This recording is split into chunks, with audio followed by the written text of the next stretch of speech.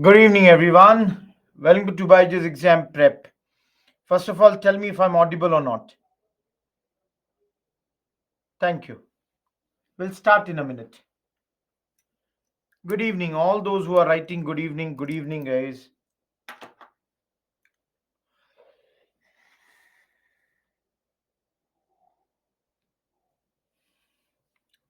This is the slide from where we have to start. Thank you, Yuvraj.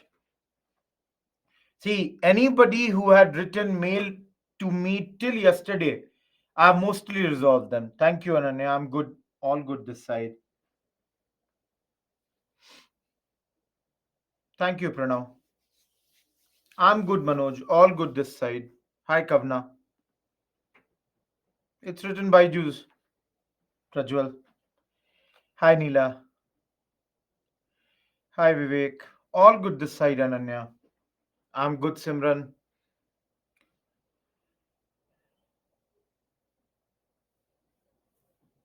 Ananya, I'll look into the question. I had another class during daytime also. I'm good, Rana. All good this side, Thota. I'll look into that, Dwaipayan.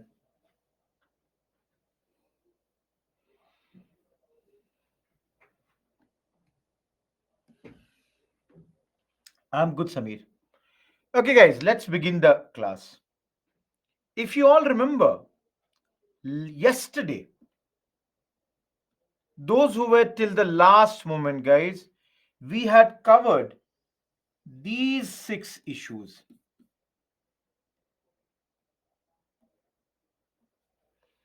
Everyone, you remember it? We covered these. Now, today, I'll be, getting into the next 5 problems that I have jotted down or listed down. Everyone, you understand child marriage? Yesterday, also, I was telling you, I was giving you the example. At very young ages, there would be marriages. Now, very, very young age,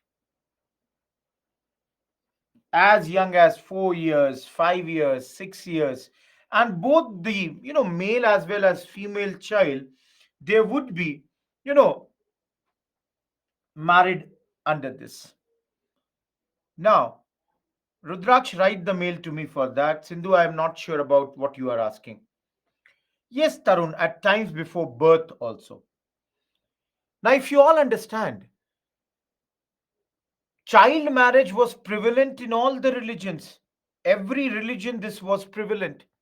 The whole idea would be, Ahilya Bai Holkar is a very famous example, Stuti. But then the idea would be specifically for a girl child that ultimately after marriage, she has to go in another family. So the much earlier she gets married, goes into the other family, much better it would be. Getting my point? Yes, guys, even today you have the cases of child marriage. Even today, even though, guys, the government from their side, they have fixed the age for marriage for boys at 21 and for girls at 18, and child marriage is strictly punishable thing. For example, few months back, the Assam government was carrying out a campaign against all the child marriages. No, Satyam, please check that. So Assam government was doing this. Still, guys, a lot of times in the states like Bihar, UP, Rajasthan, Bengal, in all these, you know, marriages are still happening, which is illegal. Okay, some people are saying that girl marriage is now, the age is 21. Please check that. Please check. Some of you, if you can Google, just Google and check, is it 21 today also? I think it is still 28. That's only a proposal. I'm not sure that for girl child it has become 21. For girls, I think it is still 18, but please check and inform me. That would be good. Guys, a lot of time, you know, this child marriages, at this moment, it is happening mainly because of the security reasons. Security, you know, okay, a lot of you, both the types of answer I'm getting. Let me just check for 1 second. Give me a second. Guys, I don't think for girl child it has changed, but still I'll check it. Girl child marriageable age in India. I think, guys, it is 18. There is,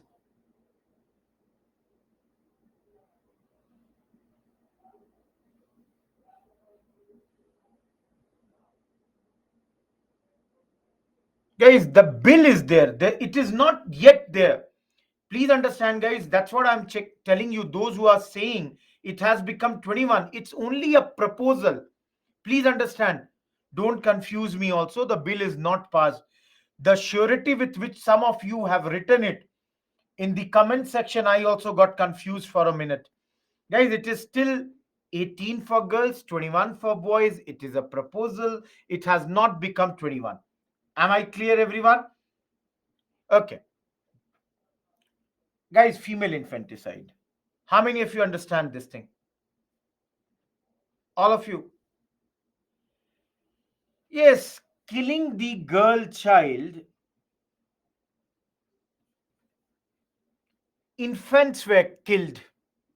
Infanticide, the infants were killed in those days, just after the birth of. And here, please understand, it is mainly the girl child which would be killed in those days. Guys, why it was done? A lot of times the thinking would be the urge for the male child, for male child's urge would be there in those days. So when the child would be born, a girl child, she would be killed in very gruesome manner, cruel manner. Unfortunately, because a lot of times the parents would think that the girl child would become a burden in future. Getting my point? Because of the incidents like dowry. Guys, unfortunately, it is because of this thing that if you see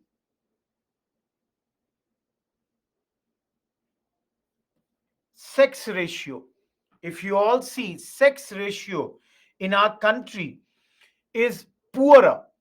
It's it is somewhere around the range of 950 sorry 940 female per 1,000 male.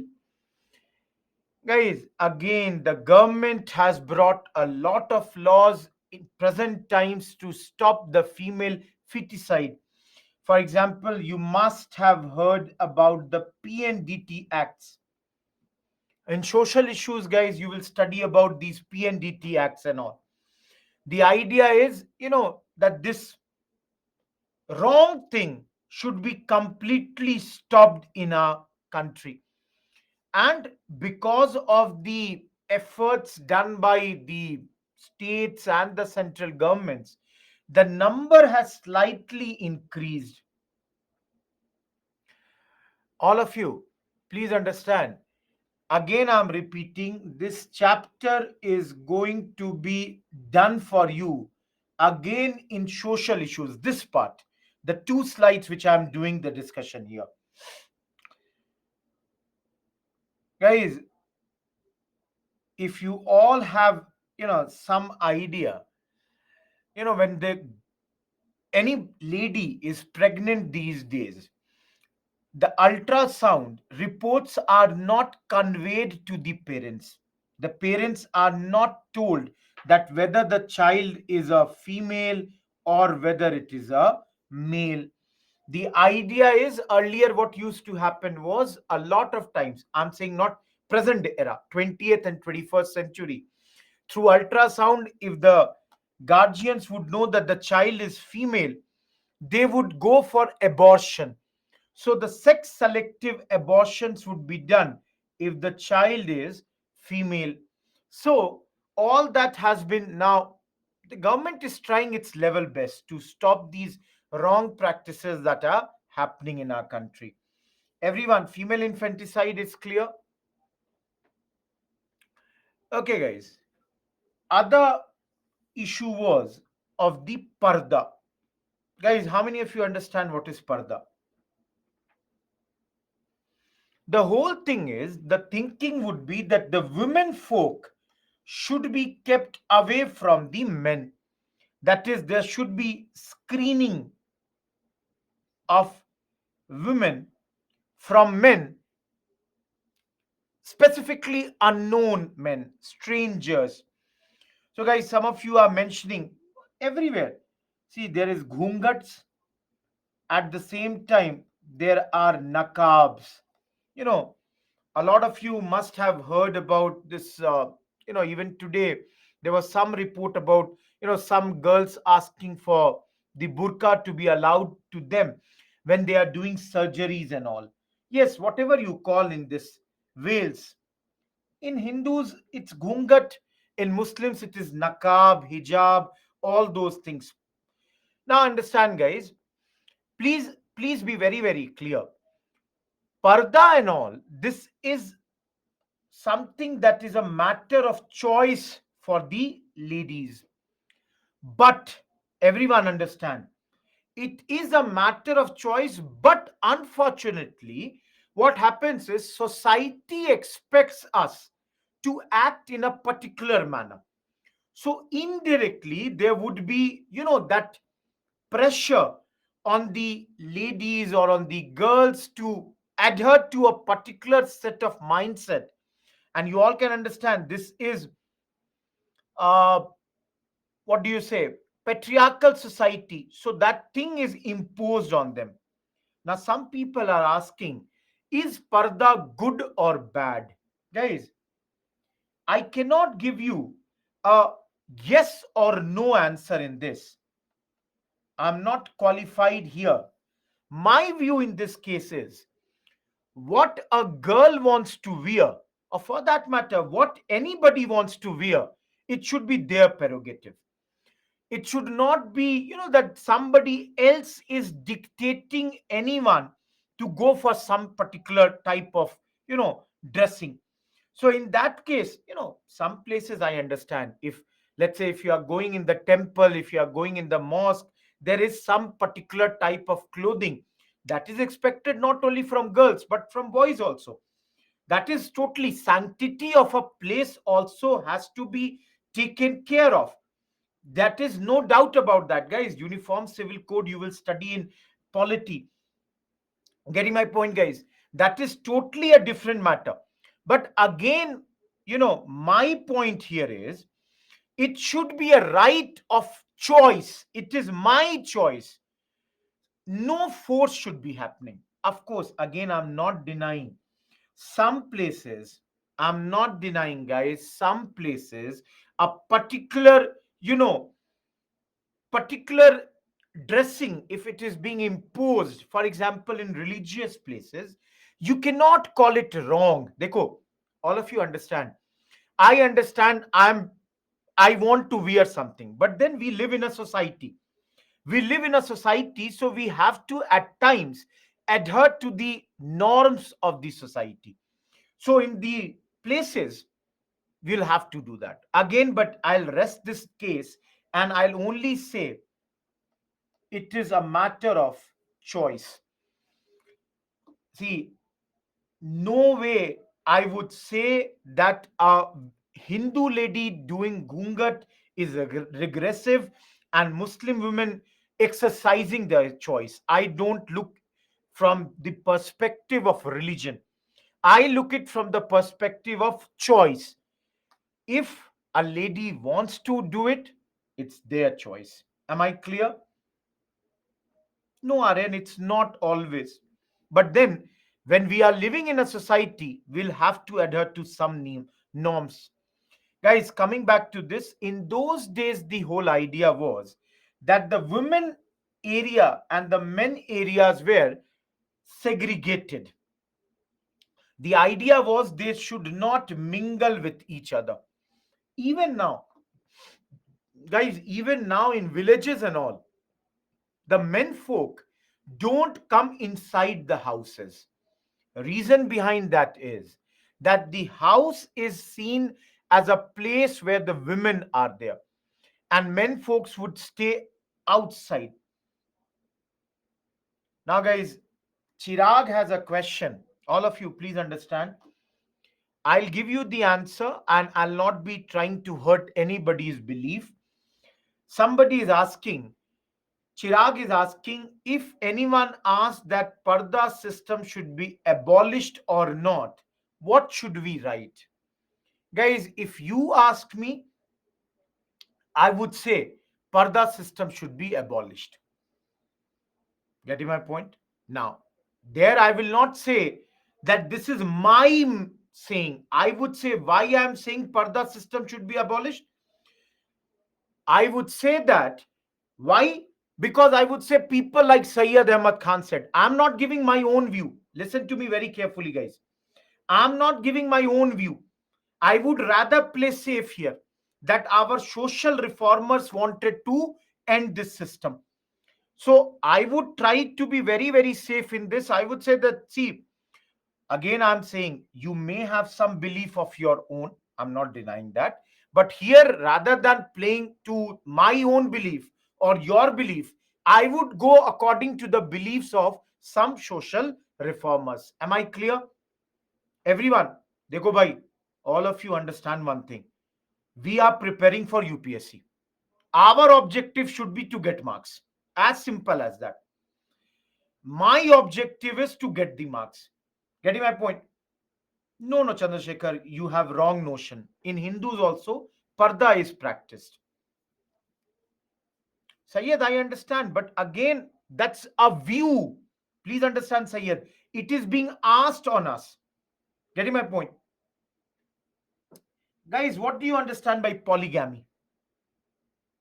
Everyone. Guys, it's not one man having more than one wife. Polygamy simply means to have more than one partner. Please understand, guys. Polygamy is multiple marriages. Polygamy is a gender neutral word. More than one partner. I don't know how many of you have this idea. Under this, you have polyandry and polygyny. Sorry. Heard this word or not, guys? Everyone. Everyone, have you heard this word or not? See, any man or woman, if they have more than one partner, it is called polygamy. But this is when there is more than one wife, then it is polygyny. And when there is more than one husband, it is polyandry. Most of the times, guys, you will see this thing to be practiced. And let me tell you, guys, in those days, a lot of this would be done mainly on account of two reasons. One, if let's say first wife has not given birth to a child, so a lot of times there would be second marriage or maybe more than that marriage. A lot of times business community members who'd be traveling would stay at different places for very, very long reasons. Then it would happen. You all have studied in medieval history for political purposes, matrimonial alliances were made. That was another reason. Guys, polyandry is a less practiced concept, but then this is also a concept practiced in present times also in some tribal societies. Even today in India, you would see polyandry being practiced. Hi, Neha. Hopefully, guys, I don't have to say. Guys, if you go, some people are asking me example of polyandry. One very famous example is Draupadi. In Mahabharata, Draupadi is one very famous example of polyandry. Getting my point? That's a very, very famous example if you are asking me. Okay. But then again, I'm telling you, in present times, you know, it is basically practiced in very few societies. No, polyandry is practiced even today in some societies. Again, I'm repeating, guys, in social issues you will study. But let me give you one example. Guys, in social issues you will study, because of the falling sex ratio in some places, if you have heard, the brides are bought. How many of you have heard this thing?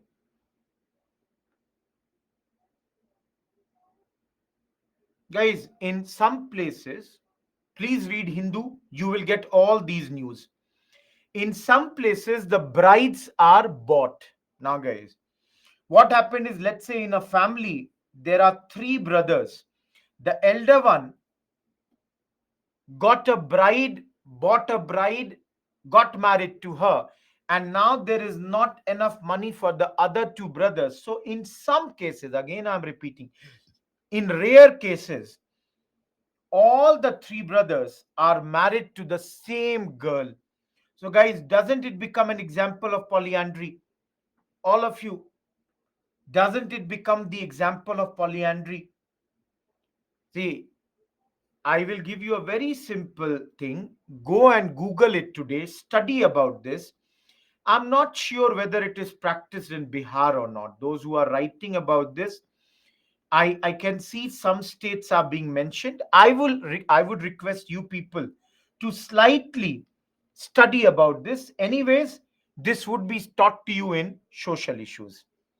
Everyone, is dowry system clear to you or not? Everyone, is dowry system clear to you or not?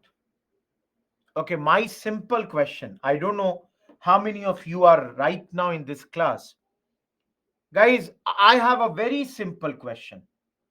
Please tell me, guys, do you think in your state, and write only if you say that in your state no dowry is taken, and write your state's name. I'm asking a very simple question. Write only your state's name if you think that in your state no dowry is taken. No, don't write where it is practiced. I'm asking, Utkarsh, do you mean to say in Bareilly no dowry is practiced? UP no dowry is practiced. Guys, my question is very simple. I'm asking, if in your state dowry is not practiced, then only write it. I think, barring the northeastern states and some states, some societies like Kerala and all, mostly dowry is practiced everywhere. All of you, am I correct about this? All of you, don't you think? Yeah, indirectly. Even if not directly, indirectly. Guys, again, I'm saying, see, I told you, whether I told you or not.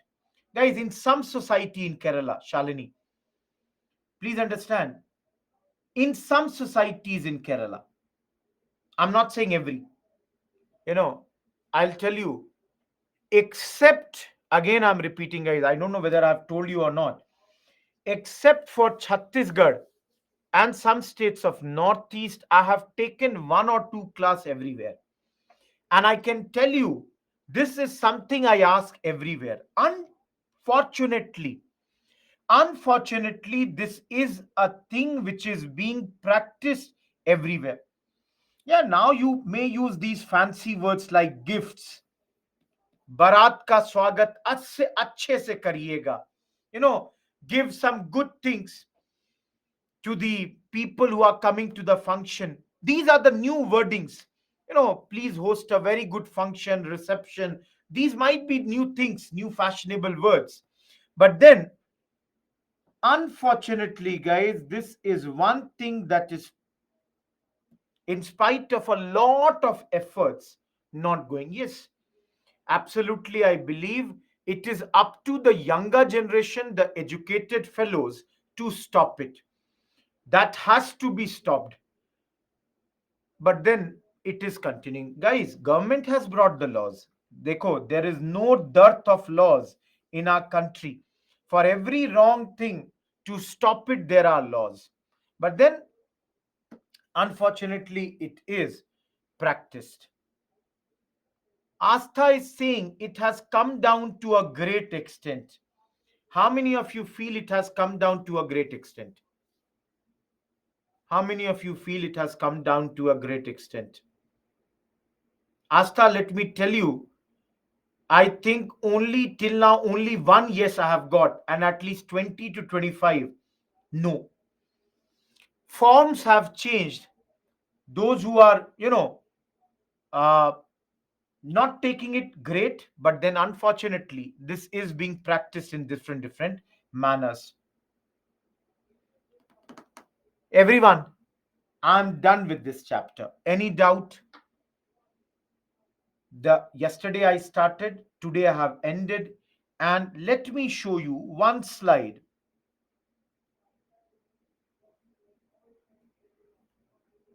See, again, guys, I'm not saying these are the only, you know, points that can be here. There can be many more points. Please understand.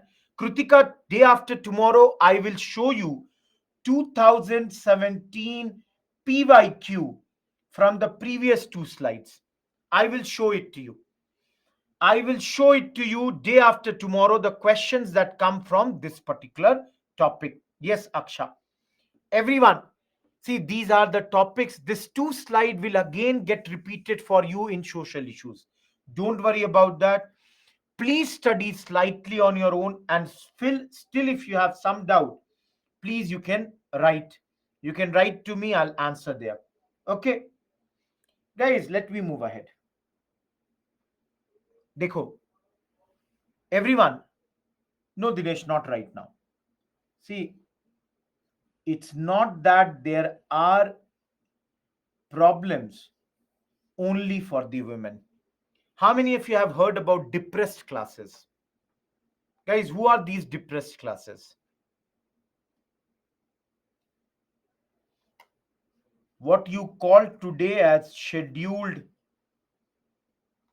caste, another word being Dalit. No, Gaurav. Another word being untouchables. Gandhiji used Harijan. Dr. B.R. Ambedkar used, because it is written, so I should not write. Depressed class.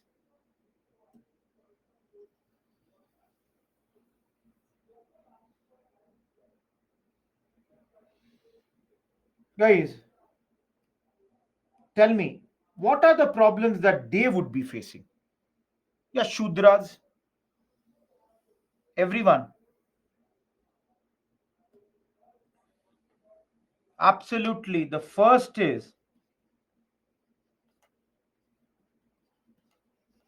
the big problem of untouchability. Somebody has given, Dhwani says, absolutely correct.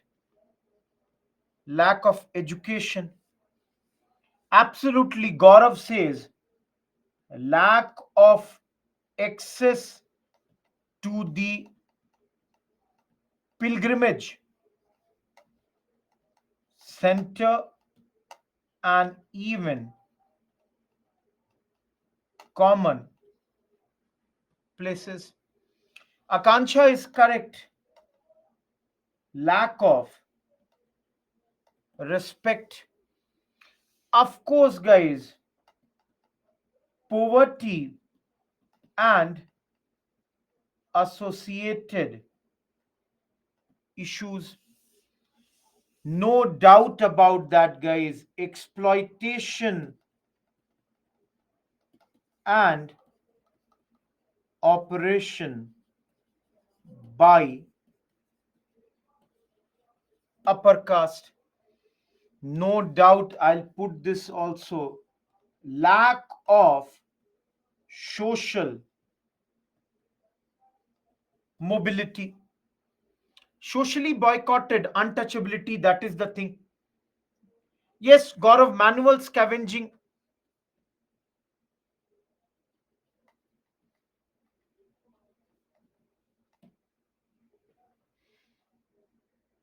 lack of opportunities, no doubt. Lack of education is there, so lack of opportunity is also there. Anshika, the same thing, lack of opportunity. Everyone, don't write now. Guys, do you think mostly the points are mentioned? Abhishek, that will come under this. Health and all that will be coming here only. There would be a tax on them, that is, you know, exploitation and oppression by upper caste.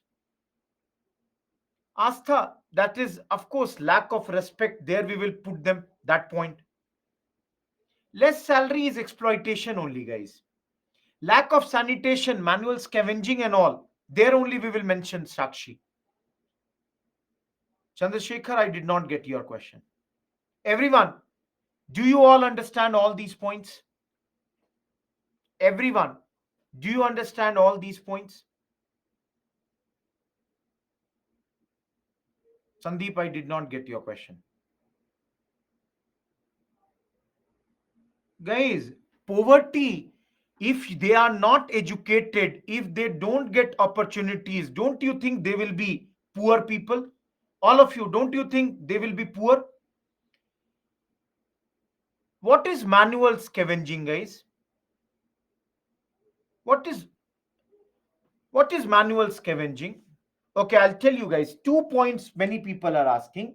One is manual scavenging, and another is lack of social mobility.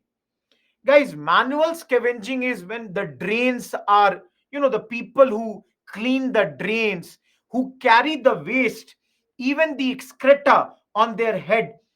People who clean these railway tracks, manual scavengers, totally banned.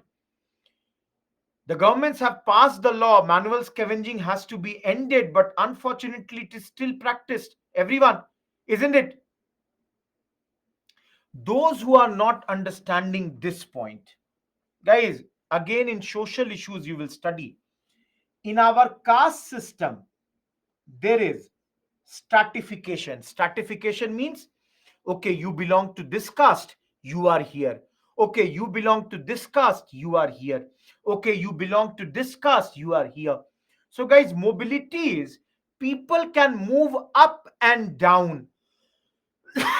The problem is depressed classes had the least chance to move up in the order in the society. Everyone, am I clear? Everyone,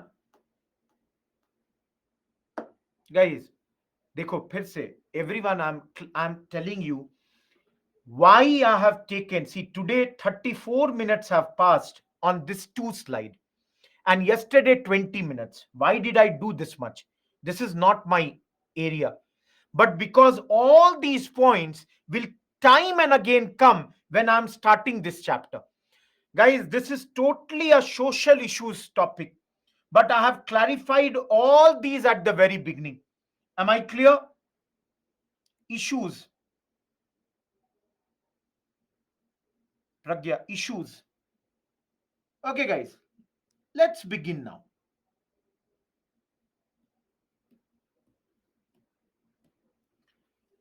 My first request to you people, देखो, I would cover at least 20 reformers in this slide.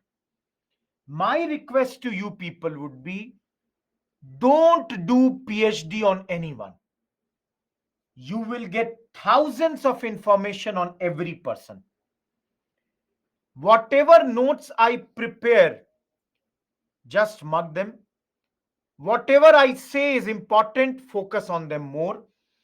And maximum Bipin Chandra. Yesterday I told you the chapter numbers, maximum that much, not more than that. Guys, Bhool Bhulaiya hai chapter. There are hundreds and thousands of information about everyone. Don't get into that. Now, all the movements that we shall study today, they would be either reformist or revivalist. Either they are reformist or revivalist. Guys, what is revivalist? First of all, think, where does this word comes from? Revival. Revival is to revive something that has ended. That is revival of the old system. Any old practice, tradition that should be again restarted. The best example for this, we will study Arya Samaj, and in Muslims, Deoband movement.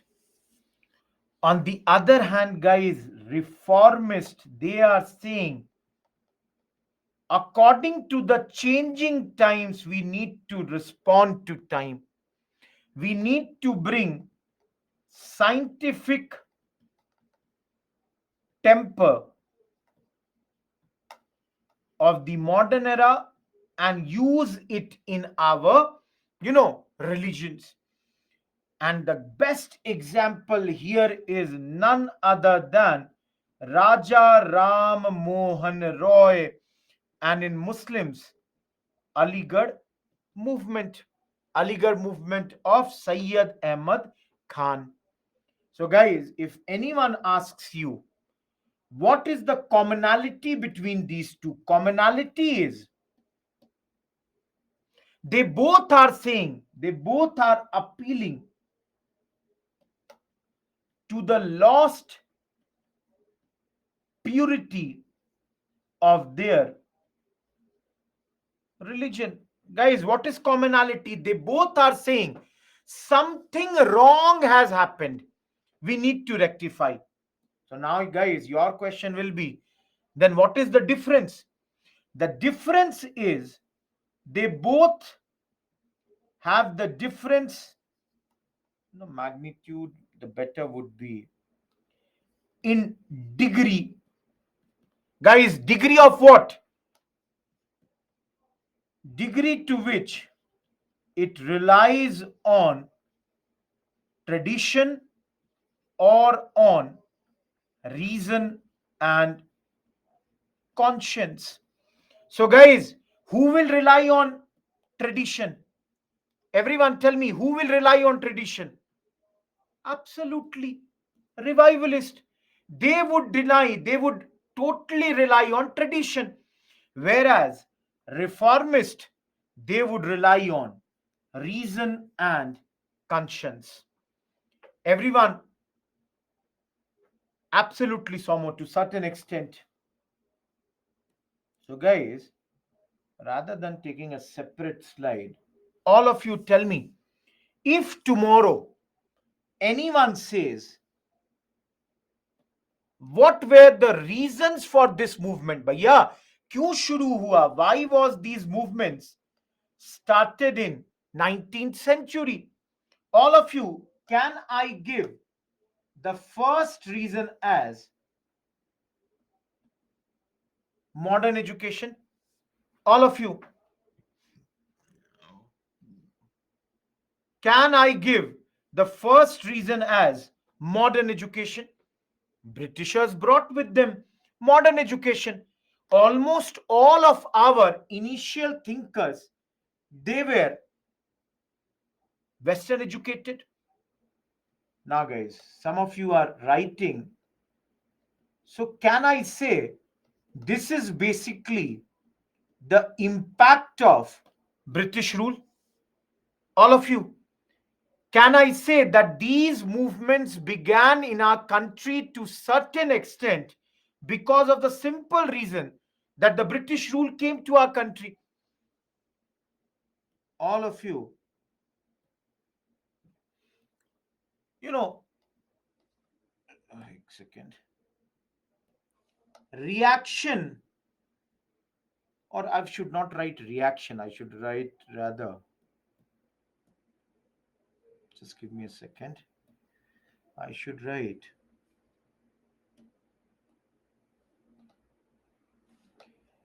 pessimistic attitude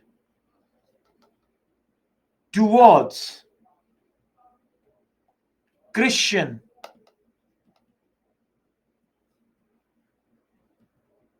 Everyone, do you understand the third point? Guys, can you understand the third point? There was a lot of expectation from the Christian missionaries, but unfortunately, the Christian missionaries were busy with only one thing: conversion of the people, conversion of Hindus and Muslims and everyone towards Christianity. Everyone, can you understand this point now? That when these reformers saw that the Britishers, pessimistic means negative attitude, pessimistic, optimistic ka opposite, very simple word of English. Pessimistic. Now, guys, I should take prevailing social and religious ills. All of you, can I say, for example, let me take example of Raja Ram Mohan Roy. Raja Ram Mohan Roy saw in his own family his sister-in-law committed sati. So all of you, don't you see that the reformers saw in front of their eyes, oh my God, sati has no sense. Video remarriage should be supported. So all of you, can I say these were some of the reasons that led to the movements which began in the 19th century. Astha, initially only in the upper section. Everyone, can I say these are some of the reasons that led to the growth of these movements? Third point, I told very clearly: negative attitude. There was a lot of expectations from the Christian missionaries, but they were only concerned with their own, I would say, betterment, that is, in terms of conversion of people. Now, everyone,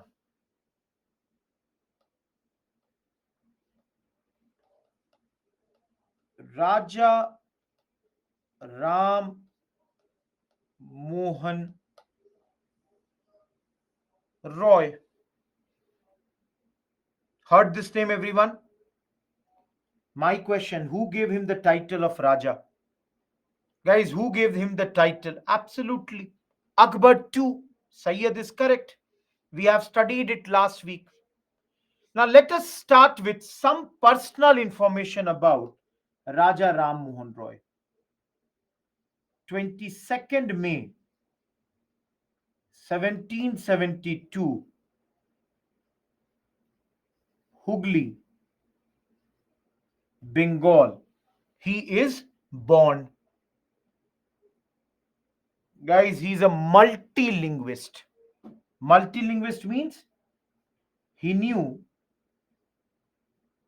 Sanskrit, Bengali, Arabic, English, French, Latin, Greek, Hebrew,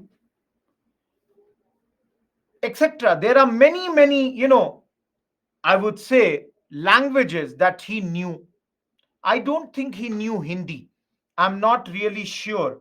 Some of you who are writing Hindi, I don't think. I think he knew Urdu, Persian, Arabic. I have already written. I'm not sure about Hindi. Please check, guys. I don't think Bipin Chandra also has written Hindi, but then you will have to check. No, Sudish. He is living in and around Bengal. So you can understand he would not be knowing your South Indian languages. Guys, worked as a private banker initially, and then for East India Company for almost 9 years. Hindi is not mentioned in Bipin Chandra. That's what Kittu is also saying. Hindi would not be there, guys. All of you, you can see he's working initially as a private banker. Now, November 1830, Hooghly is the place name, Sai Babu. Left for England, and Sanchit has already written on 27th September 1833, he died. Everyone, I don't think you can remember everything of this. Personally, I never ask anyone to remember when was somebody born. I never ask anyone to remember when did somebody die. What I would say is do remember when he died, 1833. Number 2, guys, please remember the languages that he knew. Rest, don't. Everyone, for almost 20 minutes, I will be on this slide. Raja Ram Mohan Roy is the most important man about whom we have to study in a great detail. Last year's mains question came on this man, and you can see he was known as father of Indian Renaissance. Guys, I have read a book of Ramchand Guha, where, not in the book only, but many places he is mentioned as first modern man of modern India. All of you, Renaissance means rebirth. Rebirth means that, you know, Indian society, which was declining because of this great man, was again able to revive itself. In fact, guys, I can give you one more quotation on him. One more quotation on him is he was the brightest star in the Indian sky in those days. Everyone, why I gave you these 3 lines?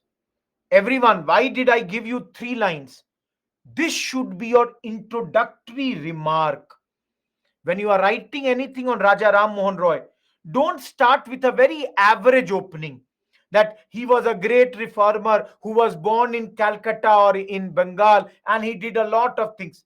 Are bhai, give something powerful opening. First modern man of modern India. Guys, don't you think it looks appealing? Guys, I'll not be able to answer for some time your doubts because this is a very big topic. I have to remember a lot of points about him. Small doubts, please post in the doubt section. There are many mentors to answer your queries. This is a very, very big chapter. Everyone, he is a great superstar in the sense religious, reformer. So, I told you he or his movement is going to be a reformist movement. So, guys, you can see here, I'm writing. He used logical reasoning, he used rational thinking. So, guys, you all can understand he is a reformist man.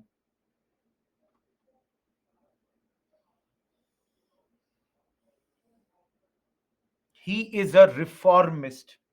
Now, you will ask me, what did he do? He set up a body called Atmiya Sabha in 1814. No, guys, before Brahmo Sabha, Atmiya Sabha. Guys, do you understand what is Atmiya Sabha? Do you understand the meaning of Atmiya Sabha? The literal meaning is friendly association, society of friends. So, friendly association. And remember, this is his first effort. Guys, after this, there will be Brahmo Sabha also. But the first one is what? Always remember Atmiya Sabha. Okay, just give me a second.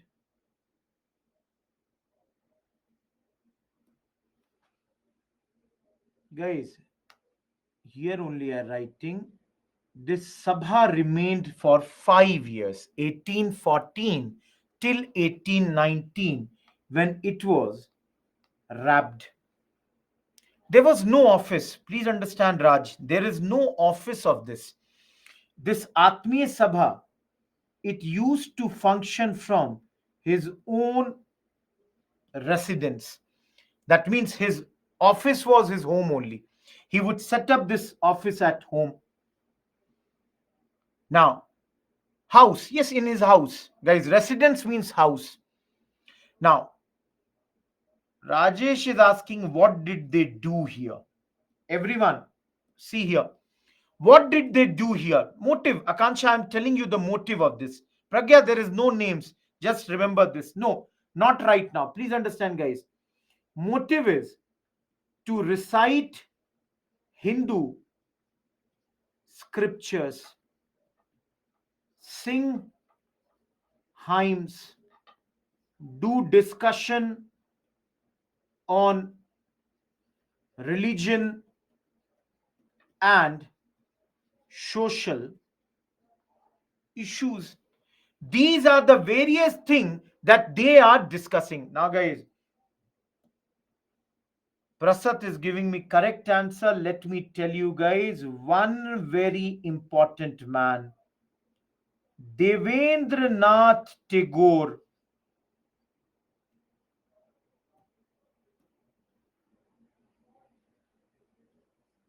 was associated with this body. Who is, guys, Devendranath Tagore? All of you, who is Devendranath Tagore? I have told you, father of Gurudev Rabindranath Tagore. Everyone, till here, it's clear? No, he's father of Rabindranath Tagore. Now, a lot of you have already written. So I'm going to, because I can see a lot of comments coming here. Guys, what is he practicing? See here. He opposes idol worship. Guys, do you understand idol worship? Murti Pujan. He is opposing idol worship at this point of time. And for this, he even wrote a book called Gift.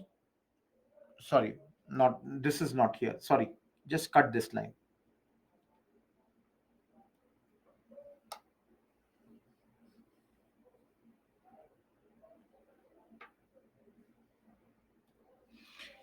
Guys, he also supports worship of one God. That is basically he's supporting monotheism. Monotheism means one God. So you can see his book's name is gift to monotheists. Guys, he is supporting the worship of, no, Nikki, now Brahmo Sabha. He is supporting this thing. Please understand, these ideas of his, they are there both for Brahmo Sabha, they are for your, I would say, Atmiya Sabha also. For example, guys, though it is not needed, Gift to Monotheist was written by him in 1809. All of you, you think, if in 1809 he has written Gift to Monotheists, that means, don't you think in his discussions here he would be supporting one God?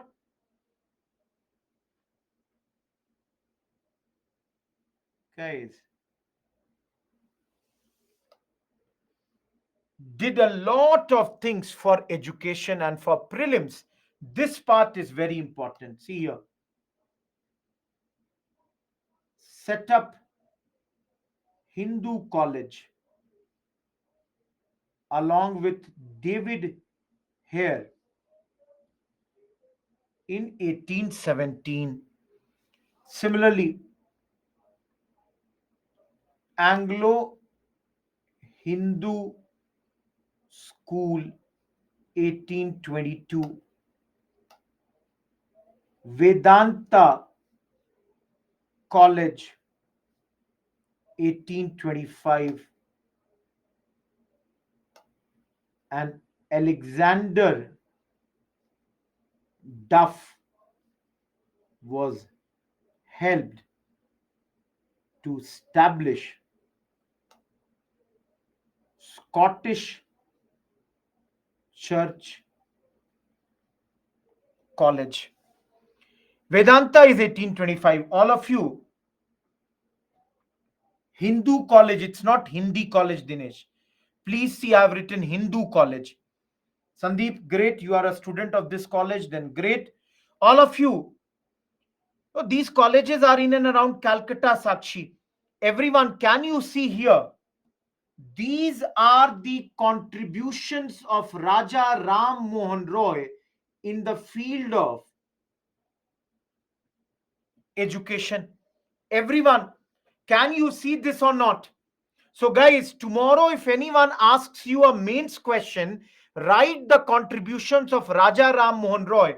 Can you write one paragraph under his contribution for education, all these points? I'm not saying you should remember everything, but even if you remember two, 3 points, can you write it or not? Everyone, his contribution. Okay, somebody is mentioning. I wanted to tell you. Let me tell you, guys. Dekho, in these colleges, Raja Ram Mohan Roy wanted Western education. So, for example, in Vedanta College, he introduced mechanics as a subject. Here, he brought Voltaire's philosophy, that all these things should be taught here. Everyone, am I clear? देखो बहुत simple है ना. He is going for logical reasoning, rational thinking, and in his view, the Western education has got these things. Scottish Church College. Yes, Priyanshu. Guys, देखो, though in press chapter, after, in our 18th module, I would mention this, but then some of you are mentioning here. Let me tell you, guys, with regards to press also, anyone, can you tell me his newspaper's name? Akshay, I'll come to that. Yes, Gaurav. Everyone, can you tell any contribution of Raja Ram Mohan Roy? See, one is his book. No, Suvrit, you are wrong here. No, Janvi. Absolutely, Sandeep is correct. Sambad Kaumudi. Anyone else? Apart from Sambad Kaumudi, nobody is mentioning. Yes, Vanji Nathan has given me correct answer. Mirat ul Akbar. Okay, guys, I don't know how many of you have read this. I'm sorry, guys. Santosh, I'm not sure whether he started this or not.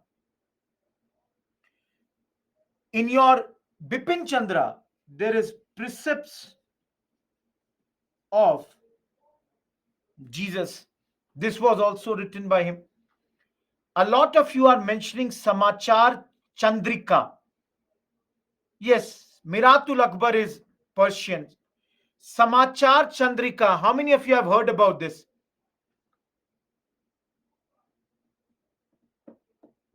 Samachar Chandrika.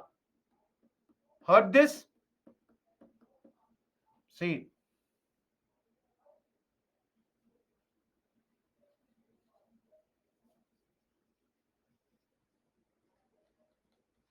lots of this was started by him. Now, everyone, not only this, he translated Vedas and 5 Upanishads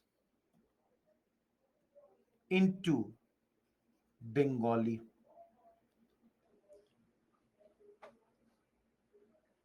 S- yes, guys, Sambad Kaumudi was a weekly newspaper. Okay, Adnan has given me one more book. I did not want to write here, but let me write. Guys, देखो ये सब this we will do in press chapter again. But then there was one more. Tuhfat ul Muhaideen, which was brought out in 1805, where the different religions they were analyzed from logical point of view. Everyone, can you see there is a lot of information in this? All of you, can you see this? Now, guys, do you think because I am giving you this much, if you go on searching, you will get 100 more information. That's why my request to you people is jitna bata raha hu, as much I'm telling you, keep that much and maximum read Bipin Chandra once. Though I would tell you everything about Bipin Chandra, Kiran, by revision, this is the slide. In one slide, every information about this man. I will come, Yash. I have not come to his social reforms. I have not come what all he did for women. Guys, you all are asking what he did for women. See here.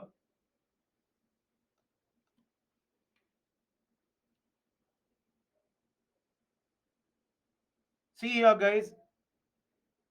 Because of him, Sati was banned in those days. Sati abolition. Similarly, he asked for property inheritance rights for. Guys, yesterday I told you, na, in those days, guys, yesterday, did I tell you or not? In those days, women had no power. They would not get the property of their father. So he is asking, please give the women also, same rights. Book, Gaurav. Guys, dekho, Brahmo Samaj, in a minute, I'll tell you. Brahmo Samaj in those days, I should write here. I'll take one more slide, guys. Otherwise, it will become too congested. So I'm taking one more slide.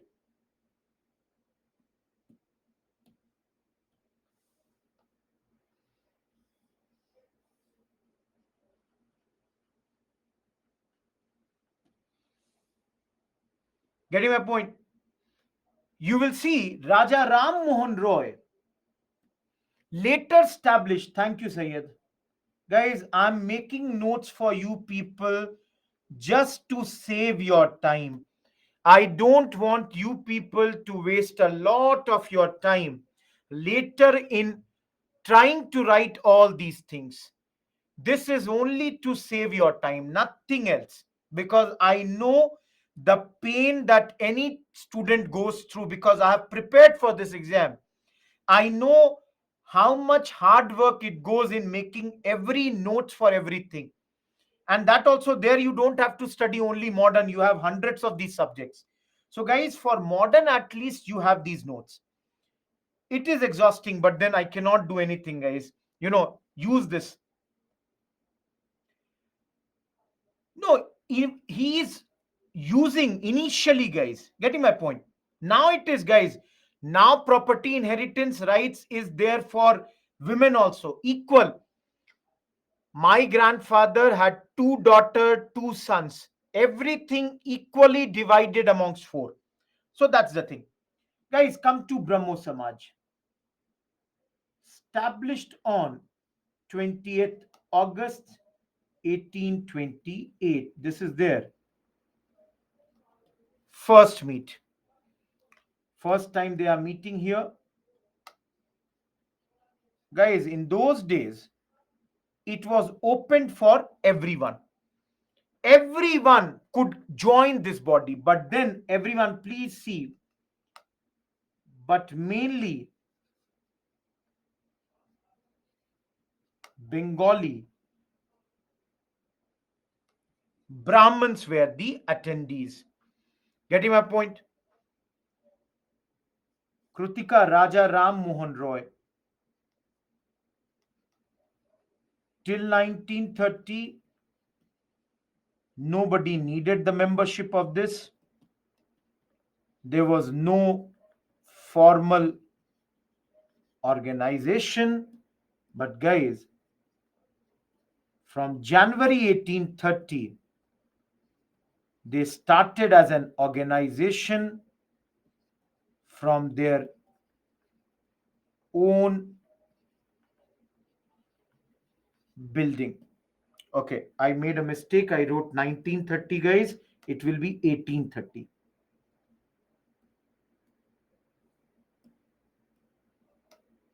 Till 1830. Sorry, guys. Now, all of you see here. Raja Ram Mohan Roy, you can see, is doing social work, religious work. I'll come to political work also. In a few minutes, some of you are asking, what did he write for or what did he do for Dalits? Dekho, some people you are getting confused. Raja Ram Mohan Roy is not saying only Brahmins should come. But you only think, na, in those days, who would be the rich people who have the time to come for these discussions? Tell me, guys, who has the time for this? Rich people only. Mostly the Brahmins were the rich. Bengali Brahmins would come, they would talk about these things. Intellectual type people. Guys, this also believed in all those things. And there is a word call which I want you to remember. They also believed in Nirgun Upasana, that means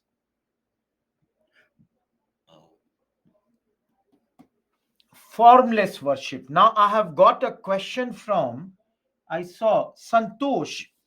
What is his contribution for the Dalits? Guys, directly no. But then, let me tell you, listen to me. He was also a political activist. And as a political activist, he demanded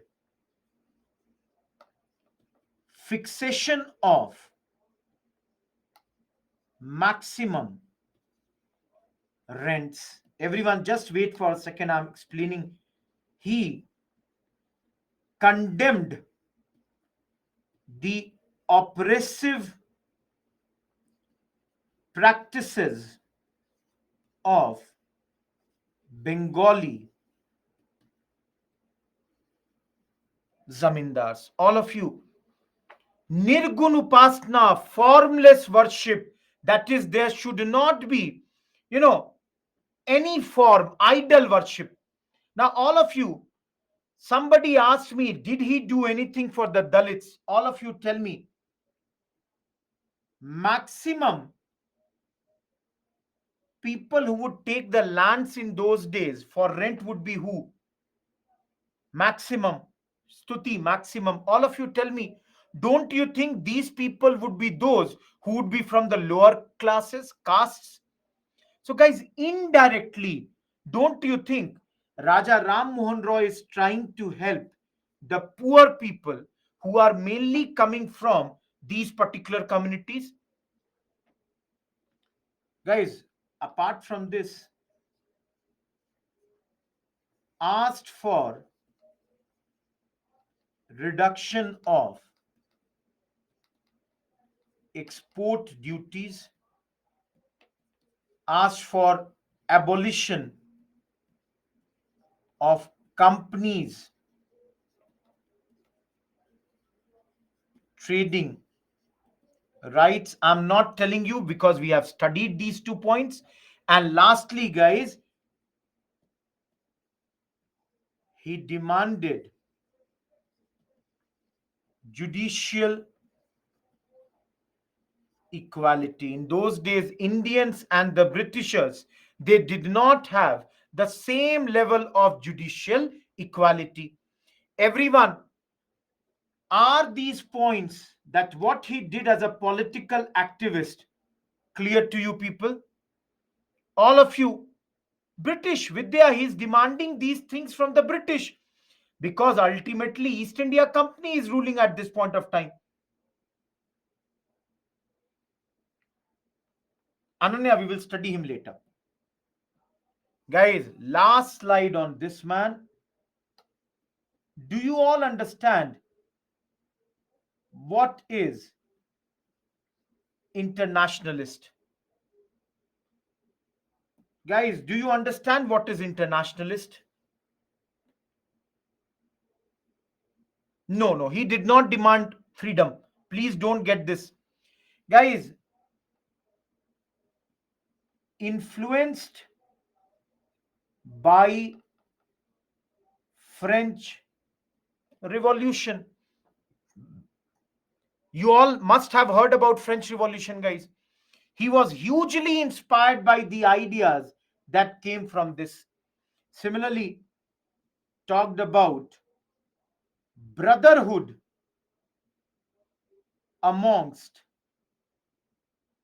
nations. Everyone, brotherhood amongst nations. Getting my point? Lastly, and please, yes, Vivekanand will also talk about that later. We will talk about him. Guys, last point,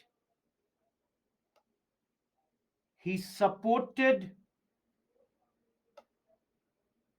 revolutions in Naples. Naples is Italy, and Spanish America. Ananya will talk about them. You cannot expect that Raja Ram Mohan Roy can speak about everyone. Guys, initially we are talking about Hindu reformers. They all will concentrate only on their community. You cannot expect that they will talk about Muslims also, everyone.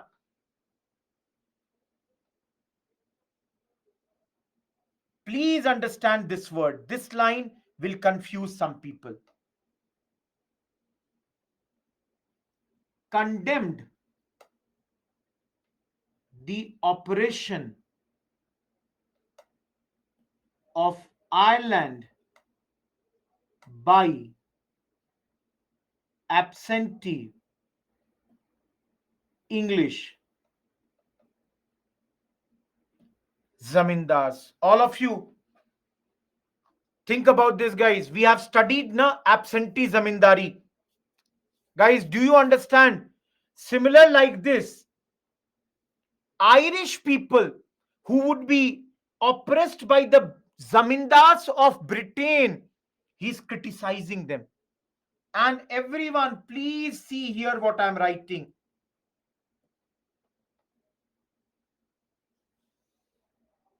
he threatened to leave the empire if the reform bill is not passed. All of you, can you see this? Do you understand? My question to you people, guys, my question to you, very simple point. If Raja Ram Mohan Roy leaves, what will happen? अगर चले ही जाते हैं तो क्या होगा? Sandeep, I got your point. I got your point, what you are saying. Guys, my simple point is, even if he leaves, what will happen? Absolutely, Sayyid is correct. Guys, if he leaves, it would be a blot on the British because he's the most modern man.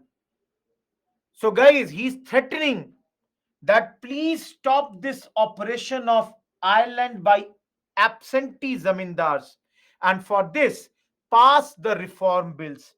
If it will not be there, we are going to, or I am going to leave this particular place. Am I clear? Guys, those who are asking about absentee zamindari, please revisit permanent settlement chapter. I have already taught you over there. I have already taught to you over there. I'm not going to deal that again. When did he die? Nikki, I wrote Nirgun Upasna means formless worship. That means against idol worship. You came late in the class, Nikki. Didn't you?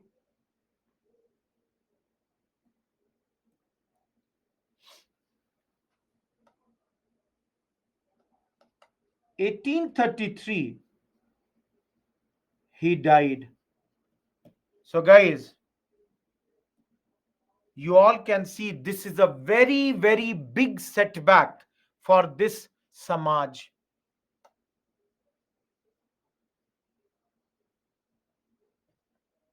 After him, Devendranath Tagore would lead this body. Everyone, am I clear?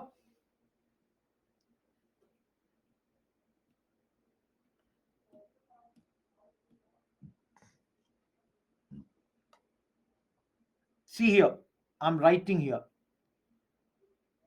Devendra Nath Tagore. I've already told you guys, father of Gurudev Rabindranath Tagore.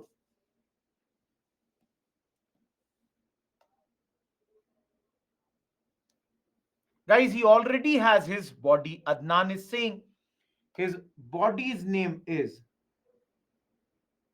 Tattva Bodhini Sabha, and he has a Patrika,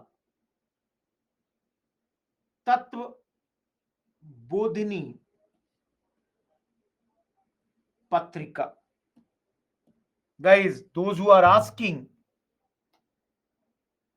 this Patrika, you all can understand, is in Bengali language. Sabha was started in 1839.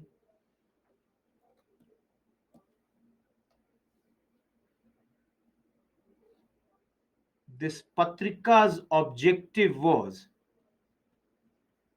systematic study of India's past. Everyone, do you understand that Devendranath Tagore is leading this body? Now, guys,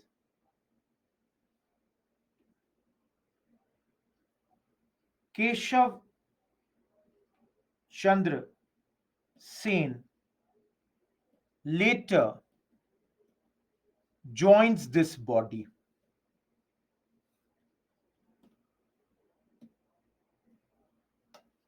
1858, K.C. Sen is made the acharya of this body. But guys, please understand, very soon there is a division. One side is known as Adi Brahmo Samaj. Guys, Adi means, all of you, what is Adi? Adi means old, Purana wala, Asli Brahmo Samaj, Adi Brahmo Samaj. Who will lead it? Devendranath Tagore. And okay, some people are asking when it happened. 1865. And the second side was known as All India Brahmo Samaj. And guys, this side it was Keshav Chandra Sen, Anand Mohan Bose. This was started around 1866. That is next year. They started their own Brahmo Samaj. Now, some of you are asking, guys, why was this division done? Guys, why was this division done?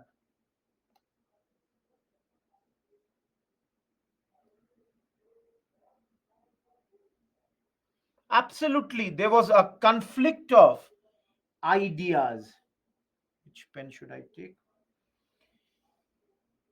Yes, guys, no, not political thinking.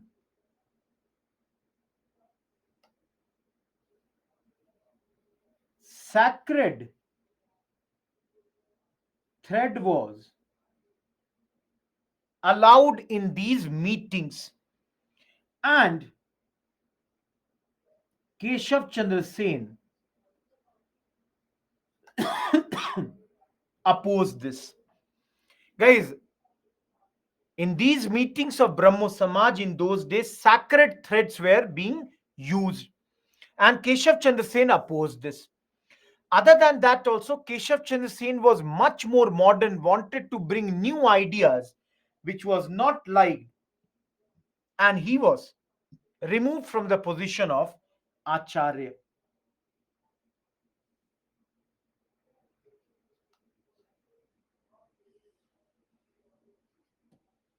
Guys, very soon, sacred thread, just like, for example, I'm wearing something here, sacred thread. Guys, very soon, there was another split that took place in 1878, and some people went out and formed Sadharan Brahmo Samaj. Sadharan means, if anyone, Sadharan is a Hindi word, ordinary Brahmo Samaj, simple Brahmo Samaj.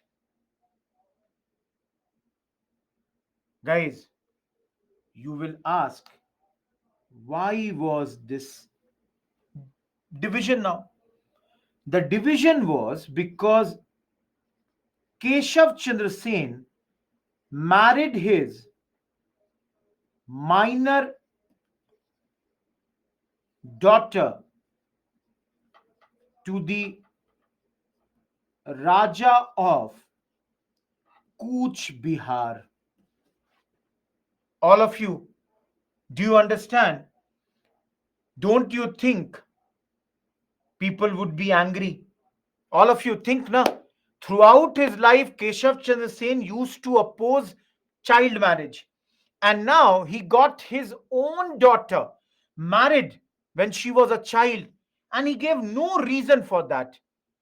Guys, there is some other stories also. Some say Sen had started to drift towards conservatism. Similarly, guys,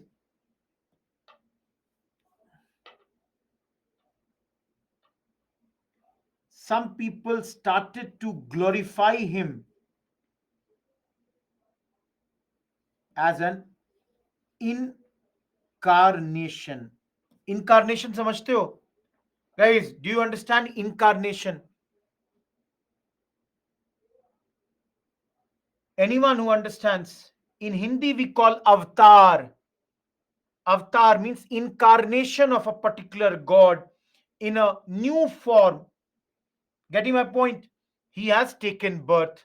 So many people opposed, and this way we are done with the first topic here. That's your uh, Raja Ram Mohan Roy. Guys देखो फिर साधारण ब्रह्मो समाज, you know, they are following the same ideas of Brahmo Samaj. You know, they would do some welfare activities. They even moved in South India, England, America. Vani, that would be the same now, All India Brahmo Samaj. Some people went out of that. So they made Sadharan Brahmo Samaj. Sadharan Brahmo Samaj was started by Anand Mohan Bose. Yes, Anurag, we will study. Guys, have patience. Bahut naam aayega. There will be a lot of this. Chandrasekhar, nobody knows why he got his daughter married to the Prince of Kuch Bihar. Nobody knows. Everyone, am I clear? No, they moved away, na Akshita. They moved, they formed their own Brahmo Samaj. Everyone, Brahmo Samaj, Raja Ram Mohan Roy is done now. Guys,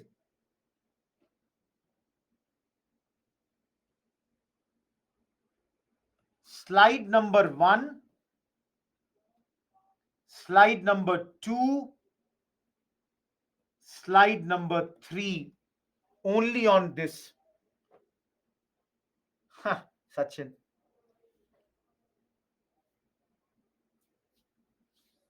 We will do that, Vechri. We will do that. Great Rudraksh. Give my regards to him. Santosh, you can write now. This marriage thing is the reason that Sadharan Brahmo Samaj was established. Vabho, the whole idea of establishing this Brahmo Samaj is so that Raja Ram Mohan Roy could propagate his ideas like he is against the idol worship, he is supporting monotheism, these things. Guys, let me move ahead. In 1 hour, 30 minutes, I'll show you, Priyanshu, the question. I'll show you. Sandeep, we don't go into that. Divyanshi, it's only division. Look at the last slide. Some people are asking. Krutika, please see. Yeah, it's better, Adnan. Please, Pablo, please, everyone, guys, I have to move ahead also. I cannot be there only on this. Yuvraj, some people are asking what is the view of British on this. Guys, dekho. Why was Sati banned? Sati was banned to some extent because you all can understand Raja Ram Mohan Roy was very good friends with Lord William Bentinck, who was later going on to become the Governor General of India. So, guys, it was because of that. Schedule 16 or 15. Getting my point? In fact, let me tell you guys, there is a very famous story that when Raja Ram Mohan Roy started opposing Sati, Raja Ram Mohan Roy's own mother opposed Raja Ram Mohan Roy. She was like, how can you do this? How can you oppose Sati? This is a part of our culture. She opposed her own son at this point of time. So, guys, you can think how firmly these things would be there in our society, that the mother of one of the greatest reformer is opposing her own son for this. Some people are asking, why did the British ban Sati? Guys, let me tell you the reason. Sati was banned because 1833 Charter Act was going to come, and right now debates were going on. By banning sati, Britishers are showing to the whole world, dekho bhai, we went to India. These backward people, they used to ask their wives to die after their death. But we have gone over there. We have stopped it. Everyone, can you understand the motive of British?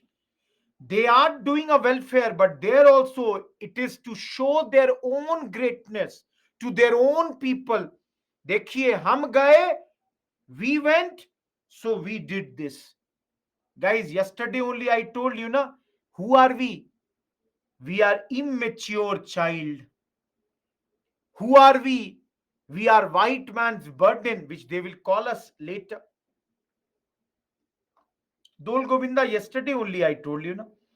We talked about Sati. Guys, I'm moving ahead now. I cannot be only on one man for such a long period of time. Okay, one thing, let me tell you guys. How will you know which organization supported which thing and which organization opposed a particular thing? All of you, how would you know that a particular organization supported something or a particular organization opposed something? कैसे जानिएगा? How would you know that? Guys, I have a very simple theory on this. My theory is good people will always support good things. 99% times it is true. So you can see here, for example, this Samaj supported all these things in those days. And only one thing which I did not tell you, which I'm showing here, Samaj clearly said that there is no need for a priestly class to interpret the religious writings. Absolutely not needed. Am I clear, guys? You don't need the priests to understand the religious writings. That is the idea of Samaj.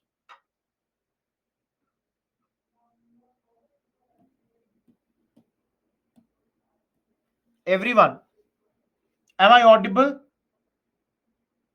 All of you, am I audible? Okay, great. Next name, Henry Vivian DeRozio. Heard this name, guys?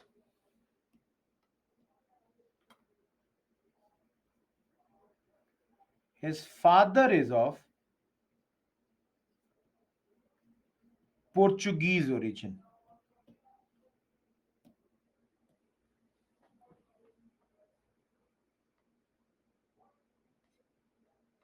1809 till 1831. This is his life, guys. Only lived for 21 years. Why are we studying him then?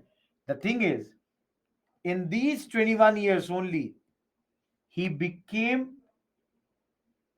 a teacher in Hindu college from 1826 to 31. Later, removed from college. He was removed also, guys. Most of you are writing, Sandeep, that's not correct. His movement's name is Young Bengal Movement. All of you understand, na? He is very young man, was a teacher in Hindu college, same college started by Raja Ram Mohan Roy in Calcutta, and he would have inspired the younger generations, the young students of the college. So his movement's name is Young, of course, Bengal. Very much inspired by French Revolution. Absolutely no doubt. Guys, like everyone, he was also inspired by French Revolution. Guys, the problem is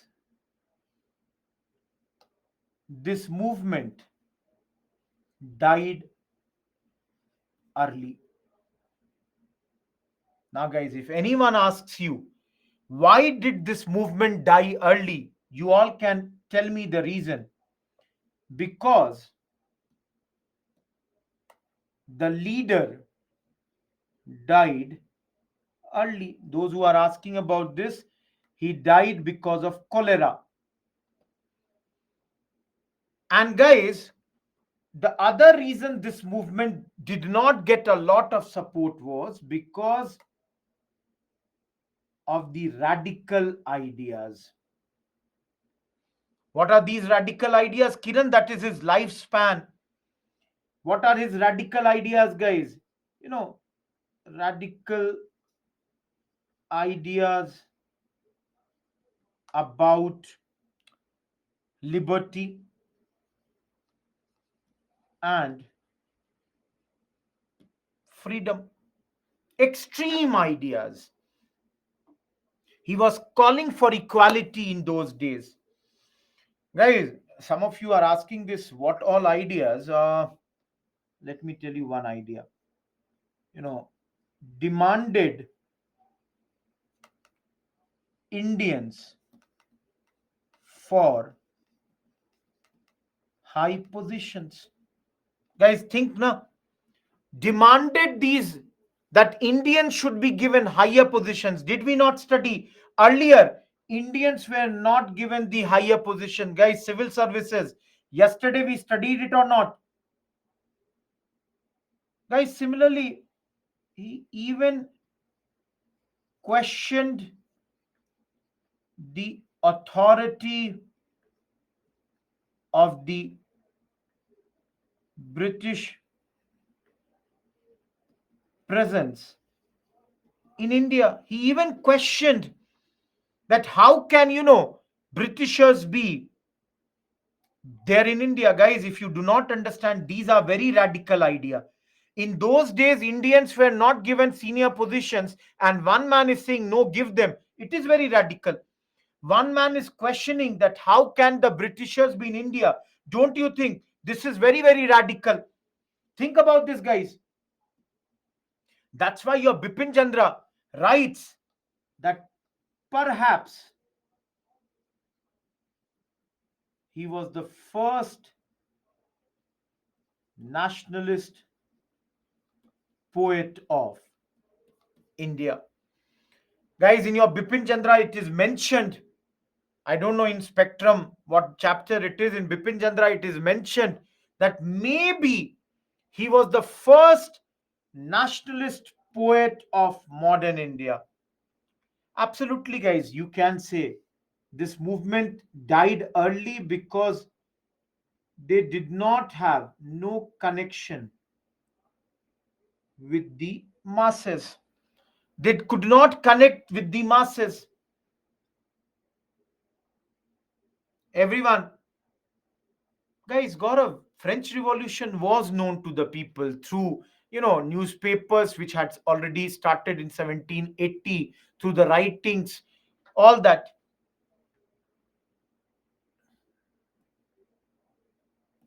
Everyone, am I clear? Yes, may you have to write, guys. Sorry, where it is there. Guys, this is not my word. Please look in Bipin Chandra. Bipin Chandra also has written perhaps. I wrote Ghulam Mustafa. Cholera is written here. Break, I will give you Kansha. Sindhu, guys, those who are asking me to tell one of his poem, please open your Bipin Chandra. Two poems are written, but then they are very, very tough. Kumari, he died also in this year and he was removed also in that year. Page number 134, Bipin Chandra, it is written, oh my country, hello. Very, very tough English is there. Getting my point? Janvi, you will study that in your world history, not now. French Revolution, you will study that. Kittu, no need to remember the poem. Mainam, I wrote na Young Bengal movement, guys. Sometimes it seems that you people take breaks in between and come back and suddenly ask me, removed as a teacher from Hindu college in those days. Yes, he is Indian man. Only thing is his father is Portuguese origin. Guys, after being removed from college, he died after some time, within a few months, because of cholera. Guys, let's do the last man before the break and then go for the break. Everyone, how many of you have heard about Ishwar Chandra Vidya Sagar?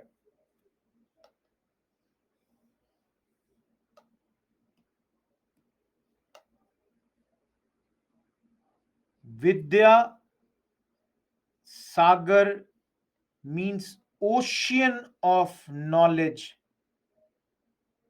Guys, this is the title given to him. Great social reformer, of course, guys. Those who know, great. He's from Bengal. In fact, guys, I think, in my view, if anyone ever asks you who is the greatest reformer when it comes to, you know, who is the greatest reformer when it comes to emancipation or empowerment of women, everyone, whose name will you write? Ishwar Chandra Vidyasagar. There is nobody as great as this man when it comes to women. Guys, he worked a lot for the education of girls, did a lot of things for the girls. In fact, emancipation and empowerment, they both are same words, Madhuri. Guys, opened a number of schools and colleges for women in those days. Lots of schools and colleges were opened at this point of time. See, again, I don't think you can remember his birth and death, but if you want, 1820 to 1891 is his. Guys, how many of you have heard about Bethany School? Last year's UPSC question came here. Jyotiba Phule does, but in my view, Vidyasagar is the greatest. I You all can disagree. I don't have any problem. Guys, he opened around 35 girls' colleges in those days. Many of them on his own money. Guys, Bethany School, this was a school started by him for the girl education. Of course, guys, again, how many of you know it is because of his efforts that Widow Remarriage Act of 1856 was passed? All of you, do you know this or not? You know, his own son married a widow at this point of time. Garvit, he was associated with Bethany School because in those days he was the secretary of this school. Guys, how many of you know Widow Remarriage Act, his own son married a widow in those days? All of you. Some people say, some people show. This man is the greatest example of that. What he speaks, he showed it. So, guys, that means I should definitely tell you this great man opposed polygamy. Everyone, see here. For polygamy To oppose it, he wrote a book called Bahu Vivah. And for Widow Remarriage Act, he wrote a book called Bidvo Vivah. Two books he wrote. Guys, I told you, good people will do good things. He opposed in those days child marriage. Everyone, can you see this? Bahu Vivah is the name of the book. Bahu means many. So, guys, to oppose polygamy, he wrote these books. Multiple marriages were opposed by him. Guys, I don't know if you have some idea about this man. He later became the principal of Sanskrit College and opened the gates of these college gates to non Brahmin students. In fact, like Raja Ram Mohan Roy, introduced the study of Western thought in these colleges. Last information, guys. How many of you are from Bengal? Anyone in this class? There would be some people. I think even today, guys, even today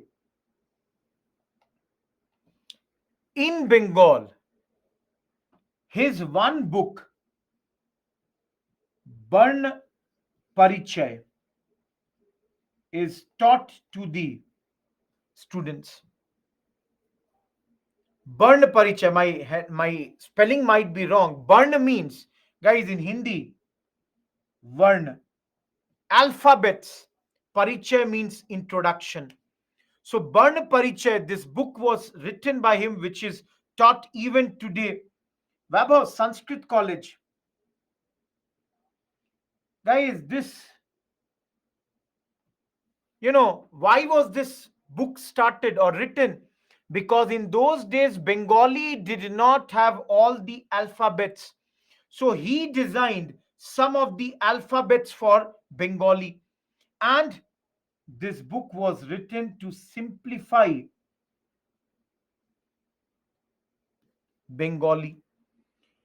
And he developed a new style of writing in the prose manner. Sandeep, I did not get your point. That I don't know. Guys, he lived by the example. He demonstrated that he lived by the example. Those who are asking, what does it mean to open the gates of non Brahmin students? Please understand, Sanskrit in those days was a monopoly of only the upper caste fellows. Only the Brahmins and the Kshatriyas would study Sanskrit. But he wanted Sanskrit to be taught to the lower castes also. So he opened the gates for the non Brahmin students. Guys, what is prose style? What is prose style? In fact, he is called father of the Bengali prose. What is prose style, guys? One style of writing, narrative style, prose style, poetic style, so Gadya Padati, not the poetry. So poetic style, prose style, these are the things. Getting my point? Am I clear, everyone? Bengali primer means letters of the Bengali language. All of you, am I clear?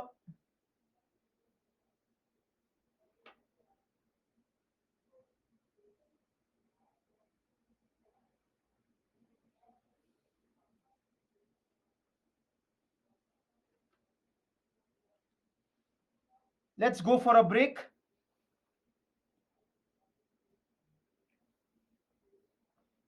6:50 it is. 7 p.m. we restart. I hope, guys, you are enjoying.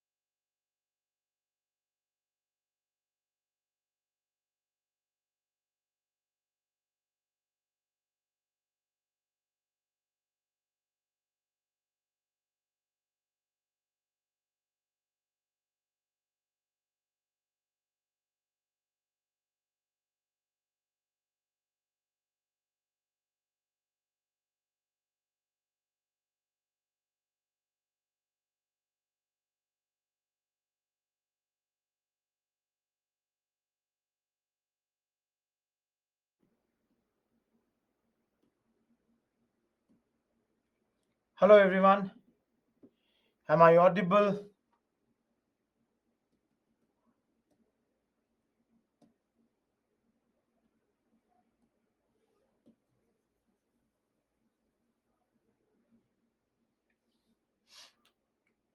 Let's start.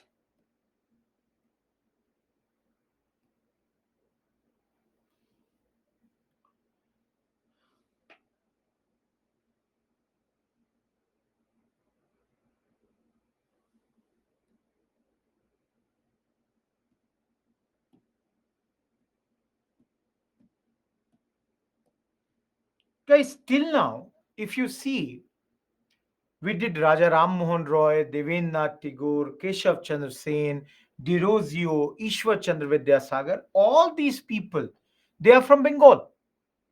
So now let us move out of Bengal and let's move to Mahatma Jyotiba Phule. Heard this name? No, Utkarsh. I gave the same standard time. No, Ananya, I told you I'll give you questions on Friday for this chapter. Until unless the chapter is not done, it's very tough. No, Rudraksh, you are wrong here. Absolutely. Jyotiba Phule belongs to Maharashtra. And those who are writing, let's see here. Have patience, Sandeep. We'll come to them again. See here. The founder of the Dalit movement. At the very beginning, guys, did I not tell you what is, the problems of the untouchable community? Every one of you. We did it now. So I'm not telling you the problems that are there of this community. There only I did at the very beginning. So not repeating that. But yeah, this already UPSC has asked. Satya Shodhak Samaj, which was started by him in 1873.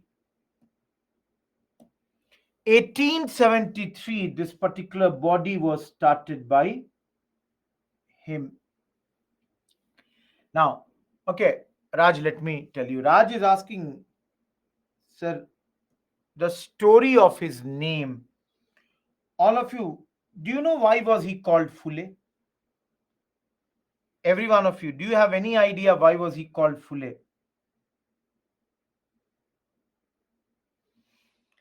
Guys, his family was in the business of fool, flower. They were horticulturalists.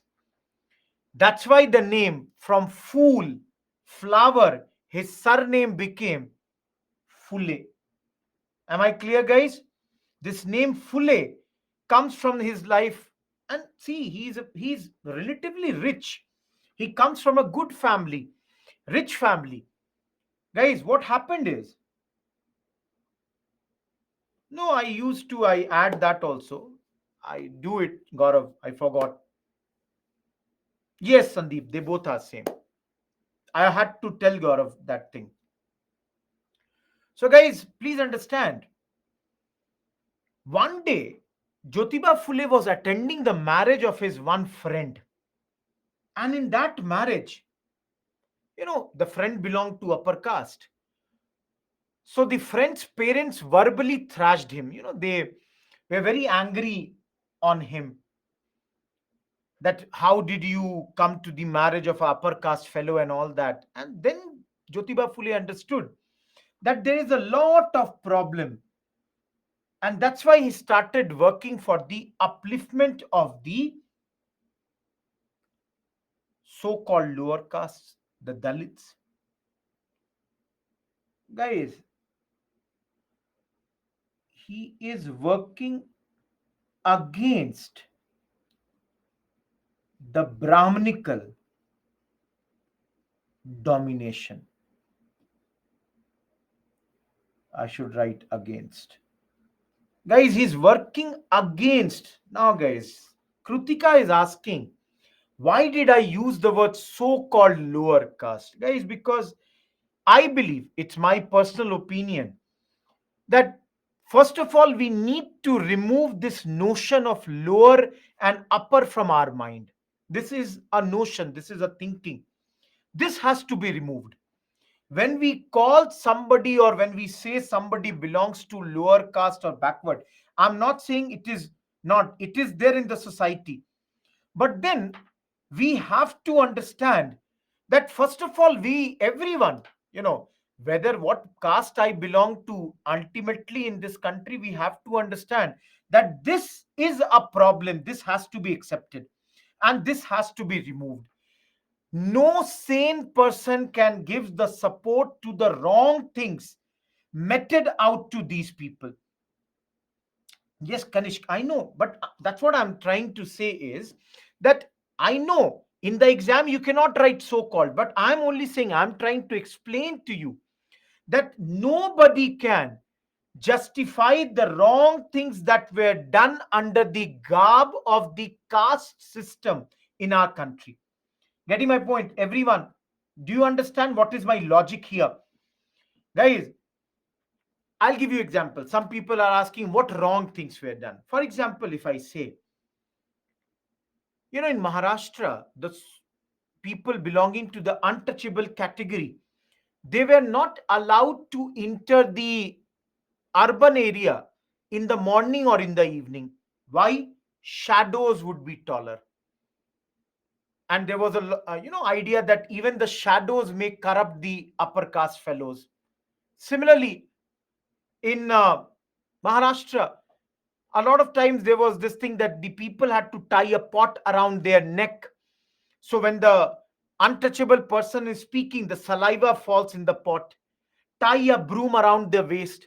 So, guys, these things were wrong. And Jyotiba Phule decided that he is going to, you know, oppose these things. So, he is going to clearly oppose all these things. So, guys, someone who is asking, I don't know, it moved here. Satya Shodhak Samaj, it means society of seekers of truth. Guys, you can write if you want. Some people are writing he belonged to Mali community. Mali means gardener. So he belonged to that community. Now, unhappy with these. So he started to voice his, issues through various means. So, guys, see here. He wrote or a newspaper, Deen Bandhu, which was in Pune. Through this, he was, telling his ideas. 1827, Akshita. Similarly, I don't know if you have some idea. His most famous book is Gulamgiri. Similarly, Sarvajanik Satya Dharma is the other, book that he had written. Now, everyone, when I am telling you about Jyotiba Phule, if I don't tell you about Savitri Bai Phule, it would be totally wrong. Married to her at a very young age, she was uneducated, illiterate, but then Jyotiba Phule taught her. Yes, she is his wife. Jyotiba Phule taught her, and Savitri Bai Phule went on to become the first female teacher. So, married at the age of 9 only. They were married at this particular age. And he educated.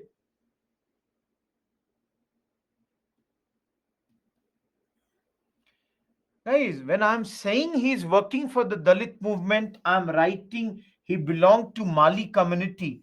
Guys, invariably I'm saying he belongs to depressed classes. Please understand, Mali community comes under this. Savitri Bai Phule is his spouse, wife.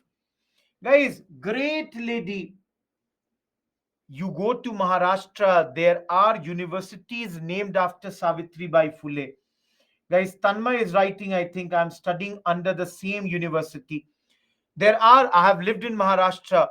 Go to Maharashtra. Phule is the greatest, one of the greatest. Getting my point? NP means newspaper, guys.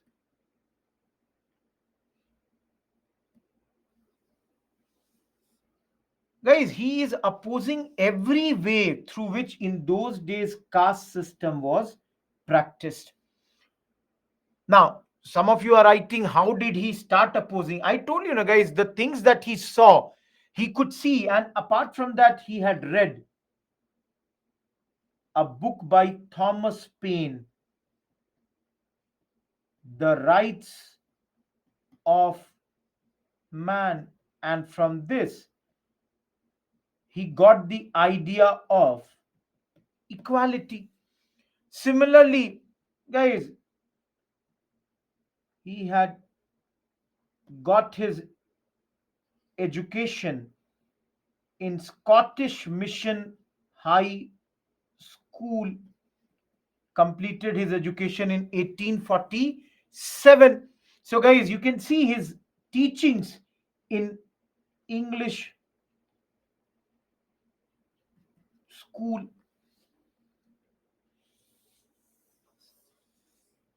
Everyone, Savitri Bai Phule, if you want to define her by one word, she's feminist. Opened schools for untouchable girls in those days. Everyone, am I clear till here? Anyone, any doubt till here? Absolutely, I'm not denying that, guys. Jyotiba Phule was given the title of Mahatma. That's why I have said Mahatma Jyotiba Phule. Tanmay, it does not mean, I told you, he's slightly well off. That's why he got this. Kumari Savitri Bai Phule. He's a writer who wrote this book and he is very much inspired. Guys, what is the meaning of Mahatma? What is the meaning of Mahatma?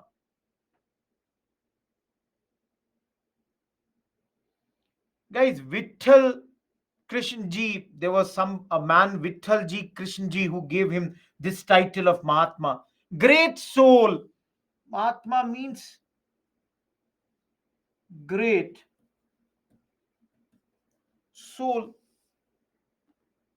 Adnan is saying, I forgot the name, but Adnan has helped me. Vittal Rao Krishnji Vadekar. He gave him the title of Mahatma. Last point, guys. Please understand. In those days, in order to run these schools, in your books it is written, some people gave them money. They are Jagannath Shankar Seth plus Bhau Daji. No, they are same Rani. Guys, Jyotiba Phule and all, they have worked also for widow remarriage. They supported widow remarriage movement. Now, somebody has mentioned, so I should definitely tell you guys. See here, I'm writing here. Jyotiba Phule condemned inequality in the religious books. Guys, in the Hindu religious books, the inequality that was done, Jyotiba Phule had opposed that. He criticized that. He criticized all the inequality which was presented in our holy textbooks. He criticized the orthodox nature of our religion, the hypocrisy in our religion, the misleading rituals, all these things were criticized by him. Guys, those who are asking the question, these are the people who gave them the money for running these schools. Ghulam Mustafa, I did not get your point. Last point, and I'll wrap this topic. Guys, Jyotiba Phule asked his supporters to use the symbol of Raja Bali as opposed to Bhagwan Ram. Guys,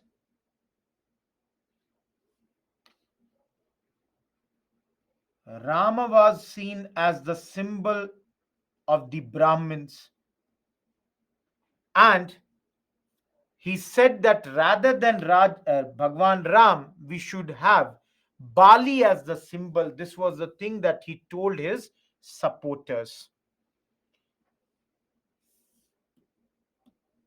Guys, in your Bipin Chandra, two more lines are here. Shubha is studied in that school. Guys, for prelims, the next point that I'm mentioning, just mug it up. Sindhu, just remember that much. Please understand, guys. Okay, this will not rub.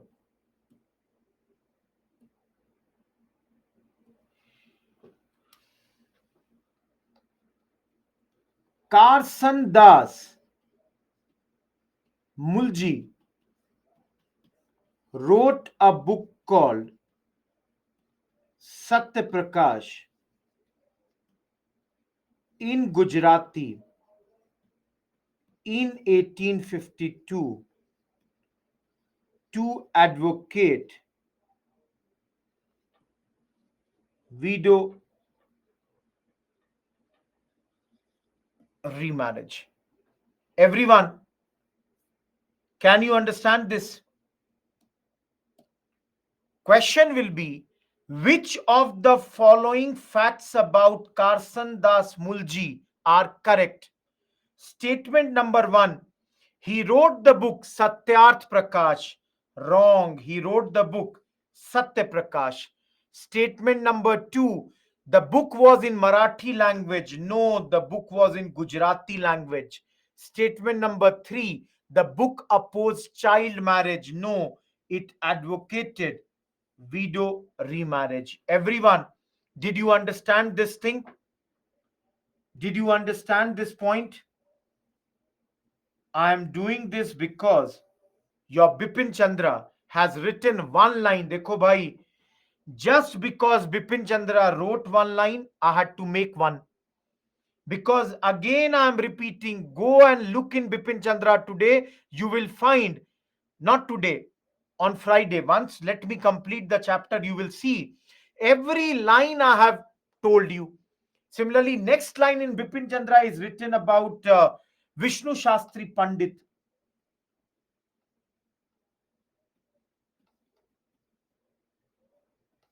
What did he do? He founded Widow Remarriage Association in 1850s. Don't ask me who is this man. He is a social reformer who has started this. Why I am telling you guys, moment you will get Widow Remarriage Association, many of you will think that the answer should be Ishwar Chandra Vidyasagar. Madhuri is saying it is on page number 139 of your Bipin Chandra. Everyone, do you get this? Now let me make one correction there. I have made one mistake before the lecture. Guys, this book, Samachar Chandrika, is not the book of Raja Ram Mohan Roy, neither his newspaper. Whoever said this, I'm really sorry. Please cut that. Samachar Chandrika belongs to Dharm Sabha, which we will study on Friday. This is wrong. One wrong information I had given. Please remove that.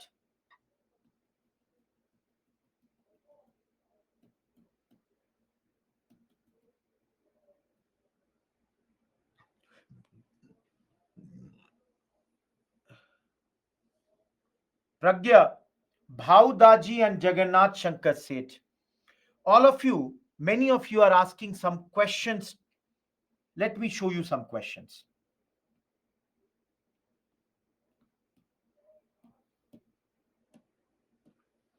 Guys, question can be write about the contributions of Raja Ram Mohan Roy. Discuss the contributions. Yes, Adnan. Discuss the contributions of Raja Ram Mohan Roy. Everyone, 250 words, 15 marker.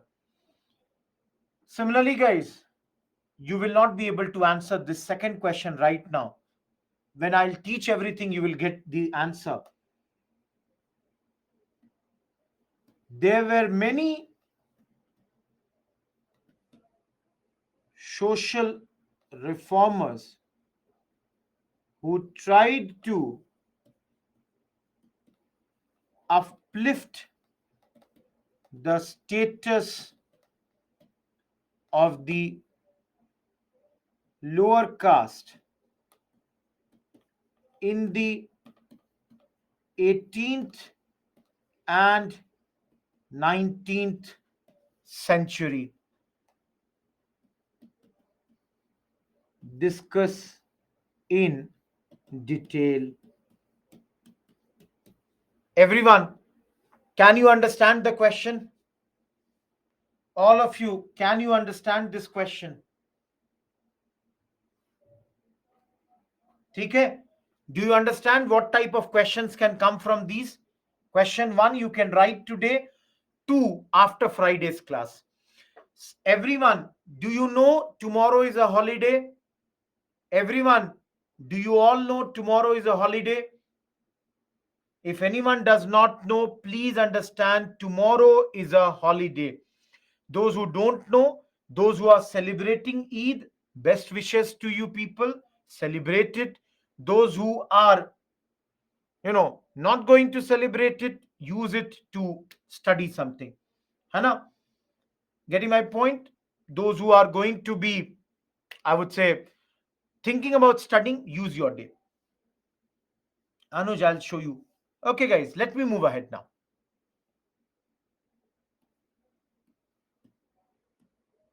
From Maharashtra, let's move to North India. And a lot of you have already mentioned the name of Swami Dayanand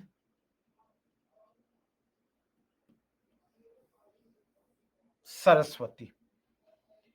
Heard this name, guys? Yes, Sayyid, you are correct.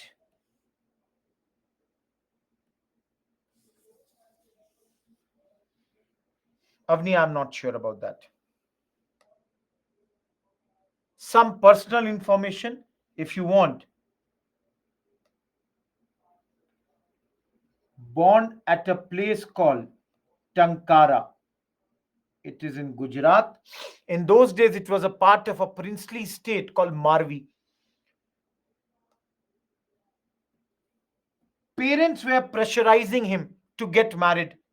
So, guys, he fled his home at an early age. And, guys, after fleeing, became a wandering mendicant. Please understand, guys, why would the British oppose them? At this moment, they are doing social reforms. British don't have that much trouble with social reform. Guys, sannyasi, mendicant, those who are asking, mendicant means sannyasi. Who is his guru? No, Swami Vrijanand. Sorry, I wrote something wrong. Swami Vrijanand, he in 1860 became his guru, and from the guru he learnt or got the education of Vedanta. Okay, guys, I'll mention this also. Please remember this man, Swami Vrijanand, was a blind teacher. From him, he learnt Vedanta. Now, everyone, many of you have already written, his ideas are to some extent revivalist. Revivalist movement is being done at this point of time. You all can see here. He gave the slogan, go back to Vedas.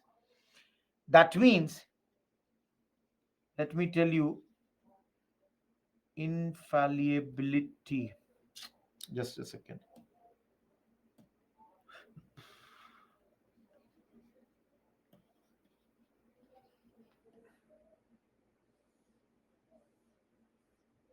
Guys, what does this mean? Guys, Dayanand Saraswati believed that everything written in Vedas are absolutely correct, infallible. Infallibility. Infallibility means Vedas cannot be incorrect. Anything written in Vedas are absolutely correct. So, guys, that means he approved Vedas, rejected Puranas. That is, infallibility means Kanishk, Vedas cannot be wrong, infallible. Everything is correct.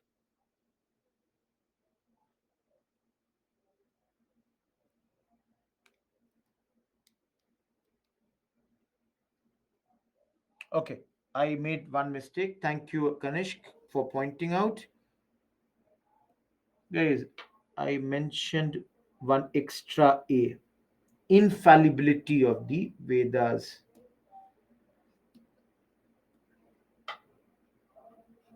Thank you, Kanishk. No, Naveen, that's not the thing. He is pioneer of Hinduism, guys. Absolutely no wrong. Guys, why is he rejecting Puranas? See, basically, no, after some time, the other holy textbooks, they wrote some things which were not consistent with the ideas of Vedas. So, Swami Dayanand Saraswati is simply saying everything written in Vedas is correct. In all other textbook, if anything is written, and if that is not consistent with the Vedas, please reject them. Guys, he does not only reject this, he also rejects, see here, rejects Western culture. But then, please remember, exception Western science. Guys, he supports the study of Western science. Guys, why did he establish Arya Samaj? Because again, he feels that the modern times there are wrong things which have crept in Hinduism. And in order to remove those things, he brought this Samaj. Please understand, this Samaj was formed in 1875. Very, very important fact. This Samaj was started at Bombay, later shifted to Lahore as its headquarter. He is a reformer, Vidya. I told you at the very beginning of this chapter that there are two types of reformer. There are reformist and they are revivalist. He is what? Revivalist. Guys, some of you are questioning why are we studying him as a reformer. Please see, he supports equal rights for men and women. Guys, can you now say he's a reformer? Can you say he's a reformer? Okay, I'll give you one more example. Against idol worship, you know, against the domination of brahmanas, opposes practice like polytheism, widow celibacy, child marriage. I will just now show you on this. And lastly, the wrong things that were in the minds regarding foreign travel.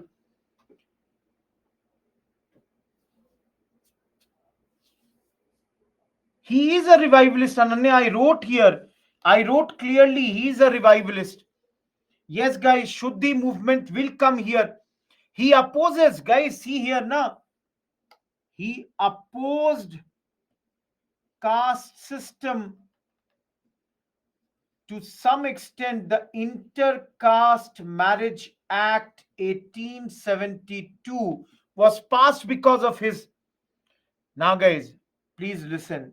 A lot of you are asking about foreign travel. In those days, in Hindus, the idea was if you travel to foreign, you lose your religion. Guys, he opposed this thinking. Everyone, are you understanding this? Why is he saying this?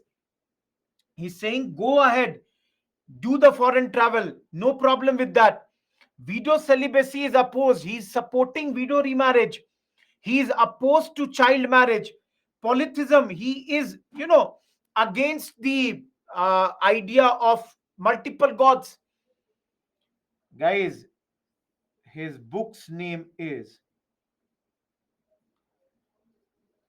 Satyarth Prakash. Guys, child marriage, go. Okay, let me give you one example. Those who are asking, sir, what did he do for child marriage? See here. In those days, he said minimum age of marriage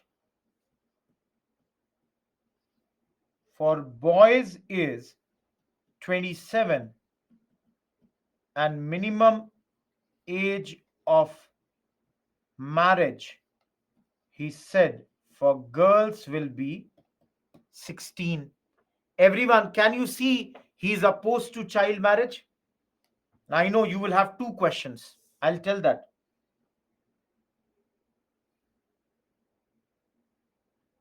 Guys, the two questions.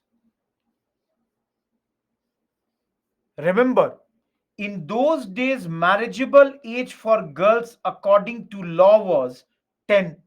All of you think, no, 25, 25. If I said 27, I'm wrong. 25. Guys, see here. Don't you think from 10, increasing it to 16 is a very big demand? All of you. All of you, don't you think the Samaj fixing this age 25 and 16 is a very big matter in those days? In a society where children would legally get married at 10, he is asking it to be made 16. Shivangi is asking why 25. Guys, the thinking is because, in the Brahmacharya, you all must have heard, then Grihast, then Sannyas, and then Vanprasth. That's why the marriageable age for boys was kept at 25. In fact, guys, he once lamented that Hindu race is nothing but the children of the children. Sandeep, please understand from 10 only, taking it to 16 is a big thing. Naveen, sir, lots of confusion. What to do? Someone is opposing only child marriage, someone supporting widow remarriage only. No talk about the second. Please, Naveen, I gave a very simple point that most of the good people will do good things. Yes, Vanprast is the third.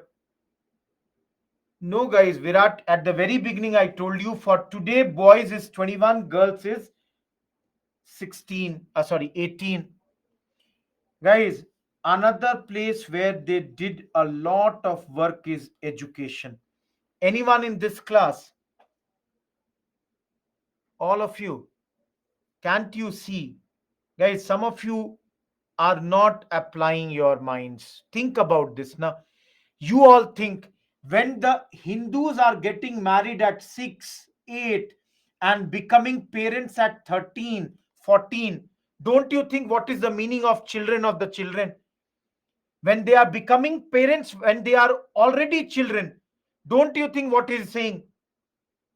Guys, I cannot explain every word. Children of the children, Hindus, they are getting married at very young ages and becoming parents. So he is unhappy with that. Guys, you will also have to understand a few points. Anyone a product of DAV school here? Anyone?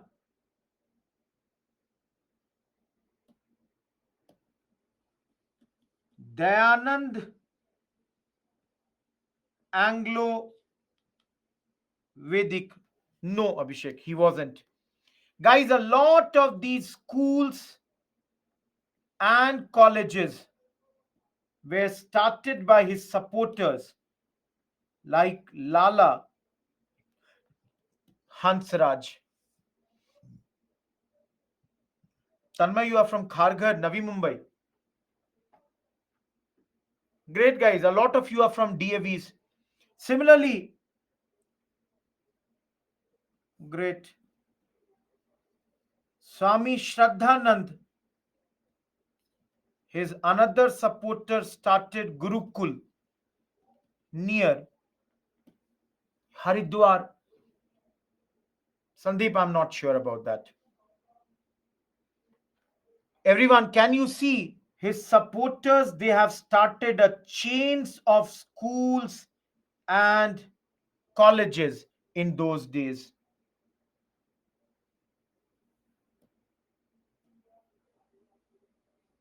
Remember, sometimes his movement became anti Muslim and anti Christian. Guys, how is it possible? All of you, how is it that his movements became? Guys, because one, he used to run cow protection movement. Number two, Shuddhi movement was run by them. What is Shuddhi movement, guys? Reconversion of converted Hindus. That means Rohit Kumar is a Hindu converted to Islam. Now they would carry out Shuddhi movements to reconvert back Hindu, Rohit Kumar who has gone into become Muslim back to Hinduism. Everyone, do you understand Shuddhi movement? And because of this and the cow protection movements that he was running, at times his movement would become anti Muslim and anti Christian. Everyone, am I clear? All of you, am I clear here?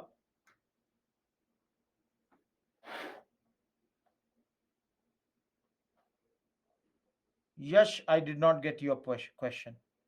Shuddhi, purification, Shabhagya. Shuddhi's English is purification. Those who wanted to see the previous slide, please see this. We are done with this.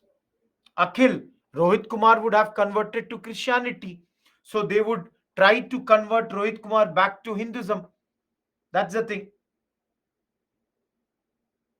Kumari, either you don't read the newspapers or you have no idea.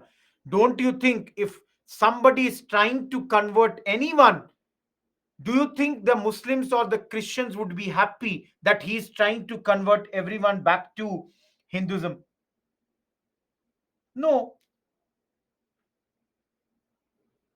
Santosh, I did not get your question. Astha, he is, I told you now, a person who is trying to work for the Hindu religion. That's the thing.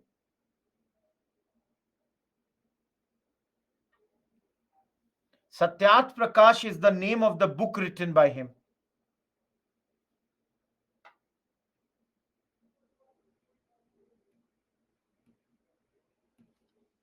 Everyone, see these two slides. Santosh, he's trying to work for that. Guys, one point I forgot, I remembered now. Just give me 1 second. I must mention this. In your spectrum, it is written that Swami Dayanand Saraswati was the first man to give the word of Swaraj. First time anyone said that this is Swaraj. Devashish, tell me what should I do? You tell me then. First time, guys, first time anybody used this word Swaraj, but the book does not mention under what sense did he use. Gaurav, I said he's a revivalist. Under what sense did he use this word? This is not defined. But for the first time, this word Swaraj was used by none other than Swami Dayanand Saraswati. Please understand, guys, look at the difference. Thota, I have written here Satyarth Prakash. Here I had written Satya Prakash. Can you see this difference? All of you, can you see this different? Satya Prakash, Satyarth Prakash. There are different words. Please notice the word.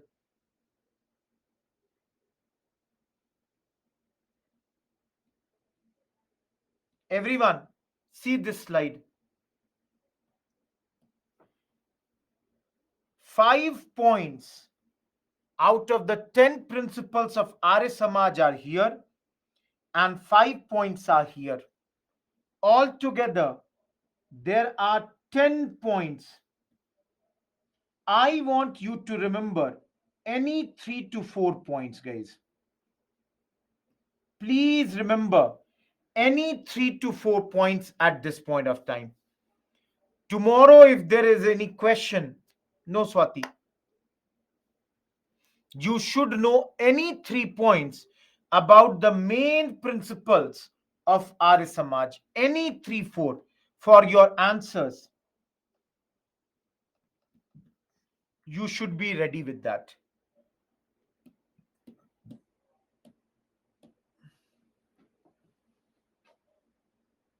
How many of you have heard about Jat Pat Todak Mandal? Anyone? Have you heard about this? Jat Pat Todak Mandal.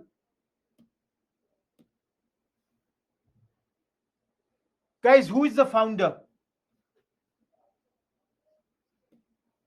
Who is the founder of Jat Pat Todak Mandal, guys? Absolutely, Kritika. Bhai Parmanand. Yes, it was started in Lahore. Guys, those who don't understand Hindi, Jat Pat Todak Mandal means Society for the Abolition of Caste. So, guys, What do they want to do? Think about this. What is their purpose? What is their purpose, guys? Please listen to me. I'm giving you an example. Rohit Kumar, a Hindu, converted to Islam, again became a Hindu through Shuddhi program. Now understand, guys. Rohit Kumar again has become a Hindu, but the other people are not ready to accept him because Rohit Kumar was as a Muslim also for some time. So, guys, their major work is those Arya Samajists, they should be assimilated. I should write reconverted Arya Samajists. They should be converted at this point of time. Am I clear, guys?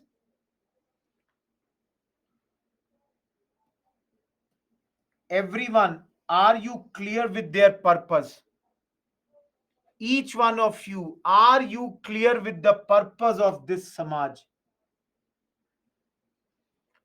Those Hindus who were reconverted back to Hinduism through Shuddhi program, guys, they should be assimilated in the Hinduism.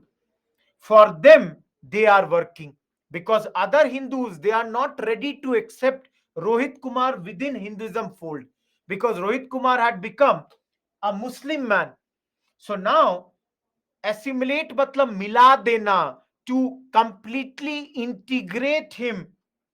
Those who wrote no, is this clear now? Those who wrote no, is this clear? Everyone, can you tell me what is the relation of Jat Pat Todak Mandal and Dr. B.R. Ambedkar? Anyone?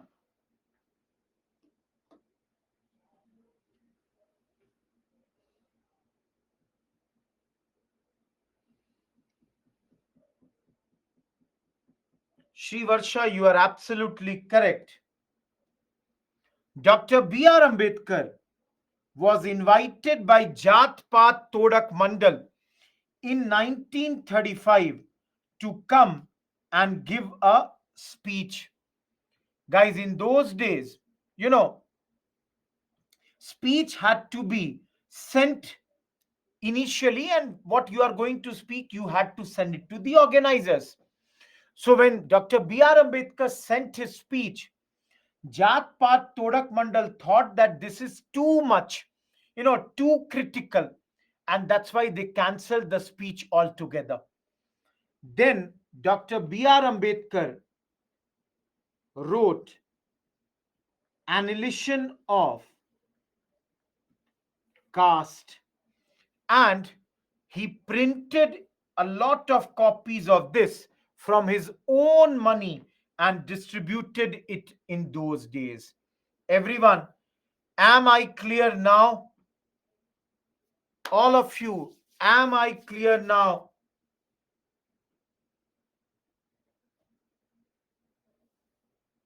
Guys, I'm not sure whether this organization exists also or not. No, Annihilation of Caste is a pamphlet that was started by Dr. B.R. Ambedkar.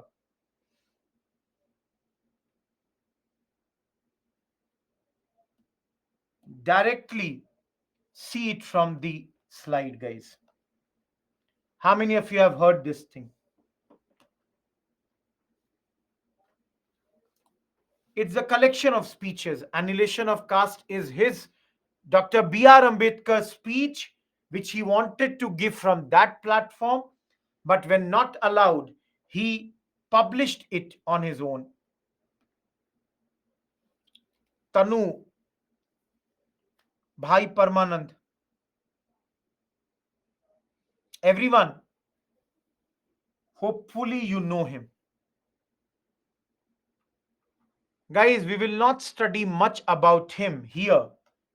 You would study about him maybe in ethics more. All of you, I hope you know he is the guru of Swami Vivekanand. Everyone, everybody knows him. How many of you are from Calcutta? Anyone from Calcutta?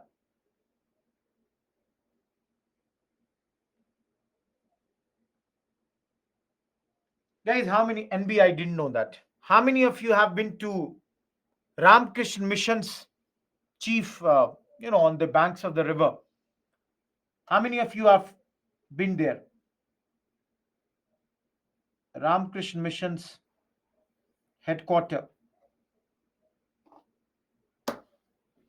Guys, in my opinion, there are very less chance of question coming from or question coming on Ramkrishna Paramhans. All of you, please see. Ramkrishna Paramhans was born in a very, very poor family. Guys, father died early. That's why the elder brother started working outside, and Ramkrishna Paramhans started assisting his mother.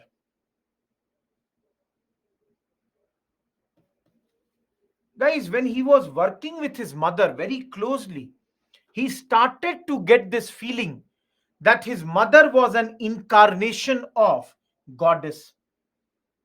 His mother was an incarnation of a god, goddess. And from very beginning, Ramakrishna Paramhans was very inclined towards religion. So he would be worshipping goddess Kali, and he believed that in order to get the religious salvation, if you want to get this salvation, three mediums were there. You can see, guys, renunciation. Guys, what is renunciation? Tyag dena, to leave everything, to not have any feelings for any of these things. Hopefully, guys, you all understand meditation. And finally, devotion. That's your bhakti. So, in Calcutta, there is a place called Dakshineshwar.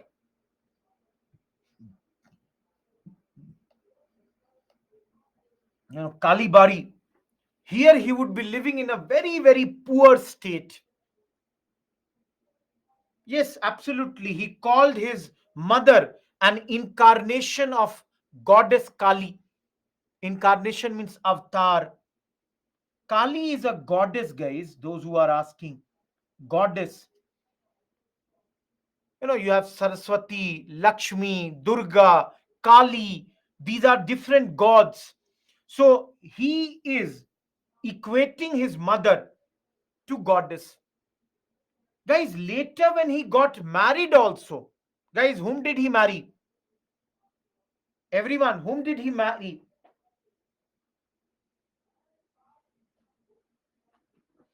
Guys, in the marriage also, it is said that one day he suddenly said, in a village, there is a young girl, I'm going to get married to her.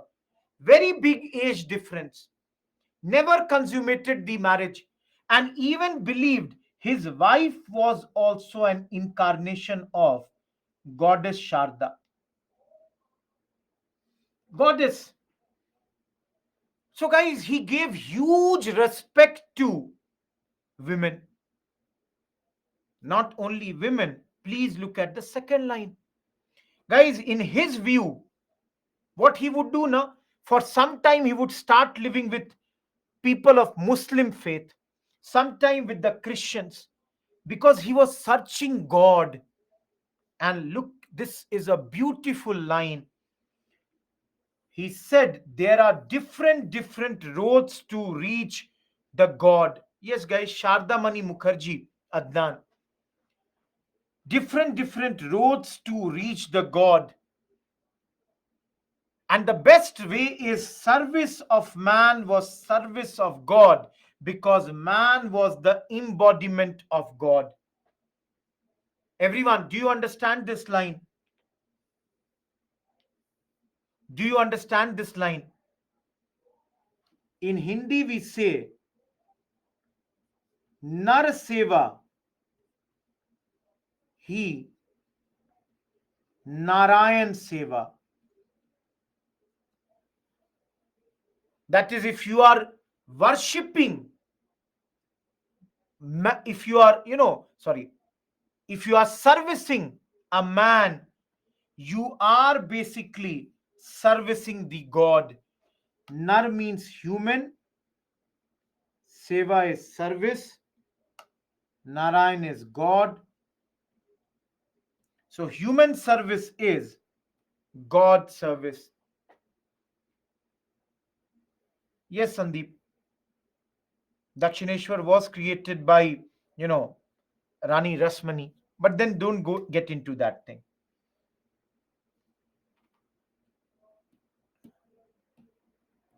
Guys, I think, guys, if you all ever travel to Calcutta and all, even today, Ramakrishna Paramhans and Swami Vivekanand, they are very, very popular. In many households, you will see their pictures and all that.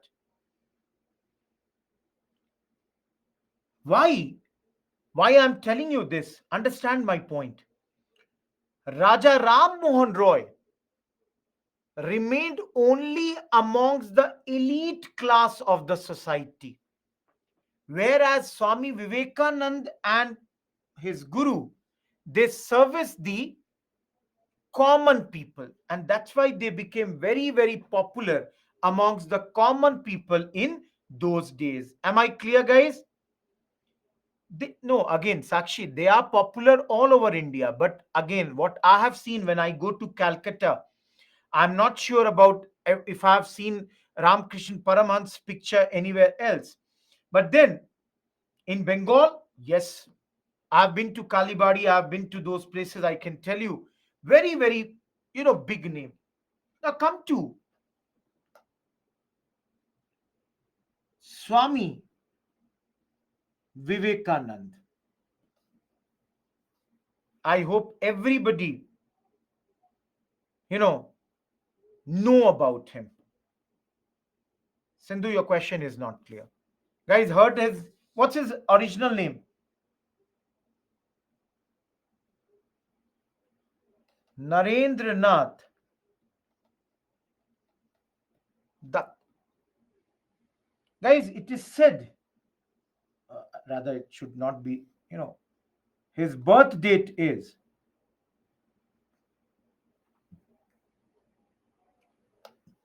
got English education in a mission college in Calcutta. All of you, please understand. Father was in judiciary, but then his father died early. So it is said that Swami Vivekanand matured very quickly.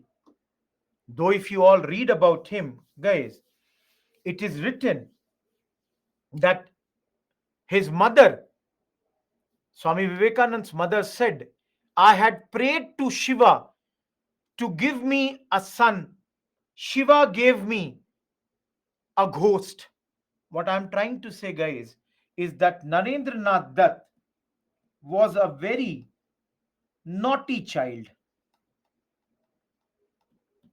But then, after the death of his father, a lot of maturity came and he was having a lot of questions at this point of time. Was very much attracted, even became the member of Sadharan Brahmo Samaj in those days. But his questions were not getting answered. Guys, one day, one of the teachers of his school,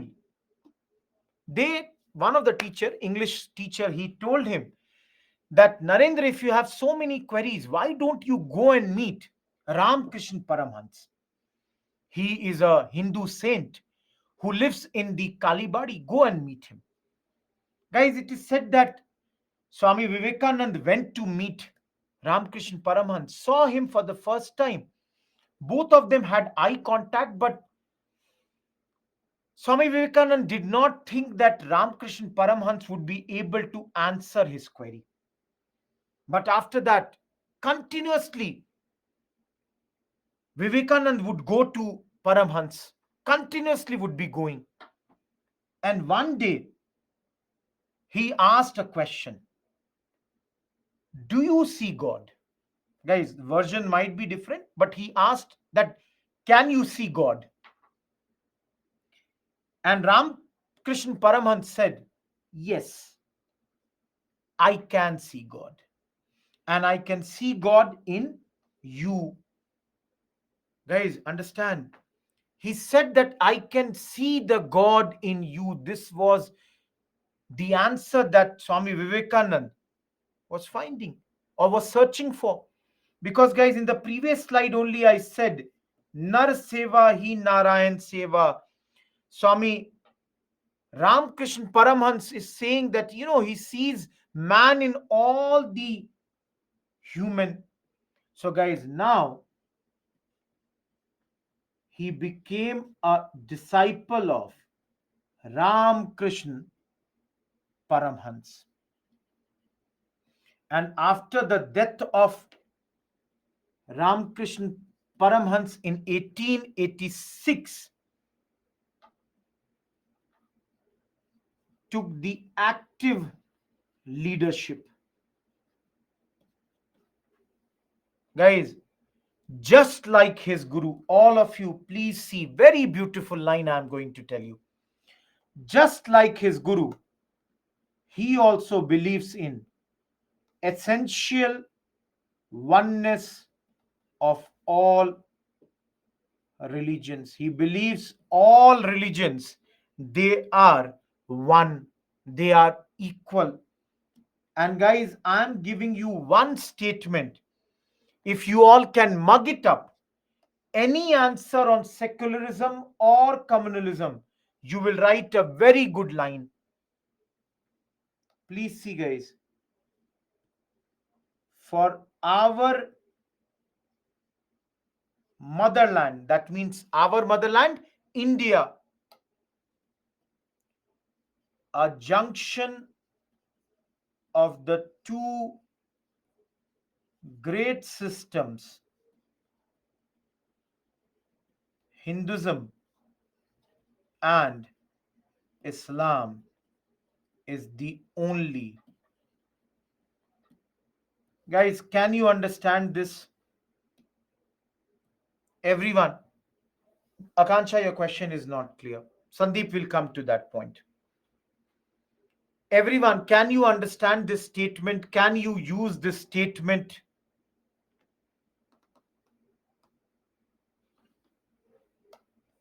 Everyone. That means, guys, both these two great religions, Hinduism and Islam, has to be there. Then only, our motherland can, exist. Or when this both the religions run parallelly, run together, they live in, I would say, without hostility, then only the motherland would flourish.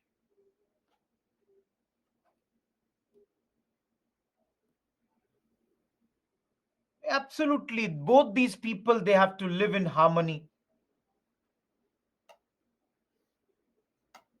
Everyone, see here, he is against caste system, rituals, ceremonies, superstition. He is against all these. Tarun, I don't know exact Hindi of this. He is against all these, and he supports liberty equality. Everyone, please look at one more quotation of Swami Vivekanand in your Bipin Chandra. I have not mentioned that. I'm only telling you there is one more good quotation of Swami Vivekanand. Please do it over there. Beliefs in the Vedanta, beliefs in karma. Karma is action. That is, he does not support this otherworldly attitude that in the other world everything would be good. He believes in action, karma at this point.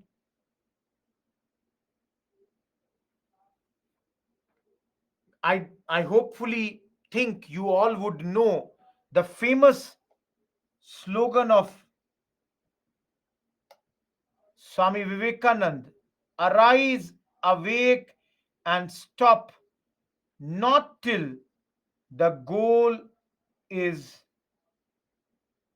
achieved. How many of you have heard this? All of you. Yes, guys, today we celebrate this 12th January as National Youth Day. Please remember, I always ask my students to keep an answer prepared on Swami Vivekanand, mainly because he can come in any day in our exam.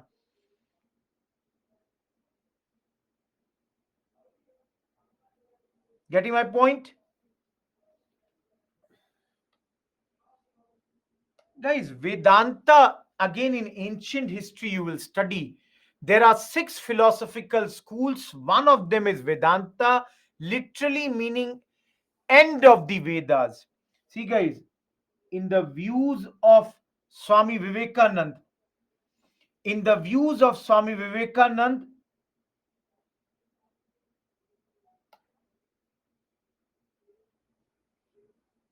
Vedanta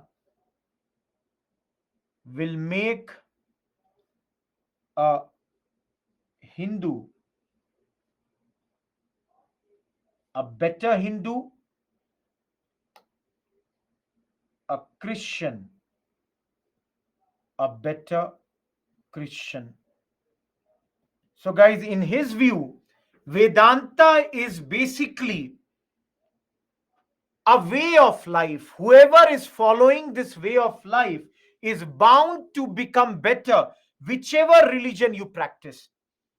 Now, guys, let me tell you about something about him. I'll take one more slide. It's not going to be.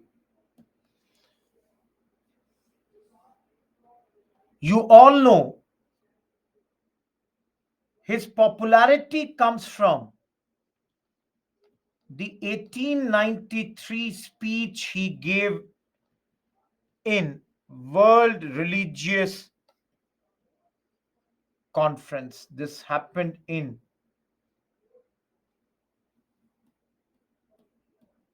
US, Chicago. Guys, this speech, where he started his speech with the sisters and brothers of America, this speech gave him a lot of popularity. He wrote books like Lectures from Colombo to Almora, and some of you had already mentioned this. Ram Krishna mission started in Belur.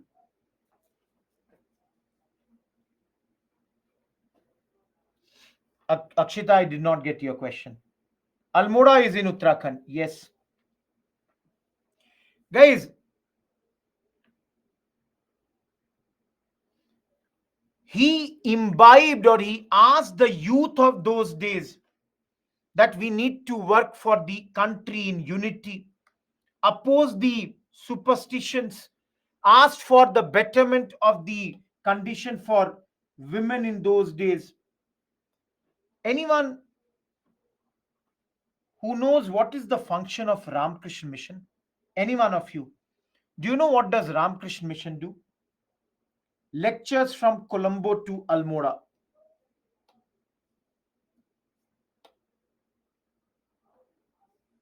Guys, do you know what does?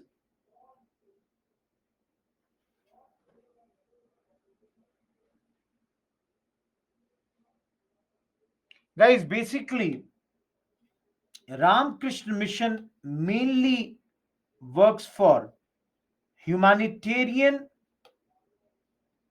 relief, social work, lots of schools, colleges, hospitals are run by them. Guys, Belur is a name of place. Yes, later Sister Nivedita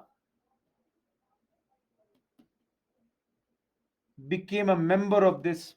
Guys, if you go to Bihar, Bengal, Odisha, there are lots of schools which are run by these Ramakrishna Mission.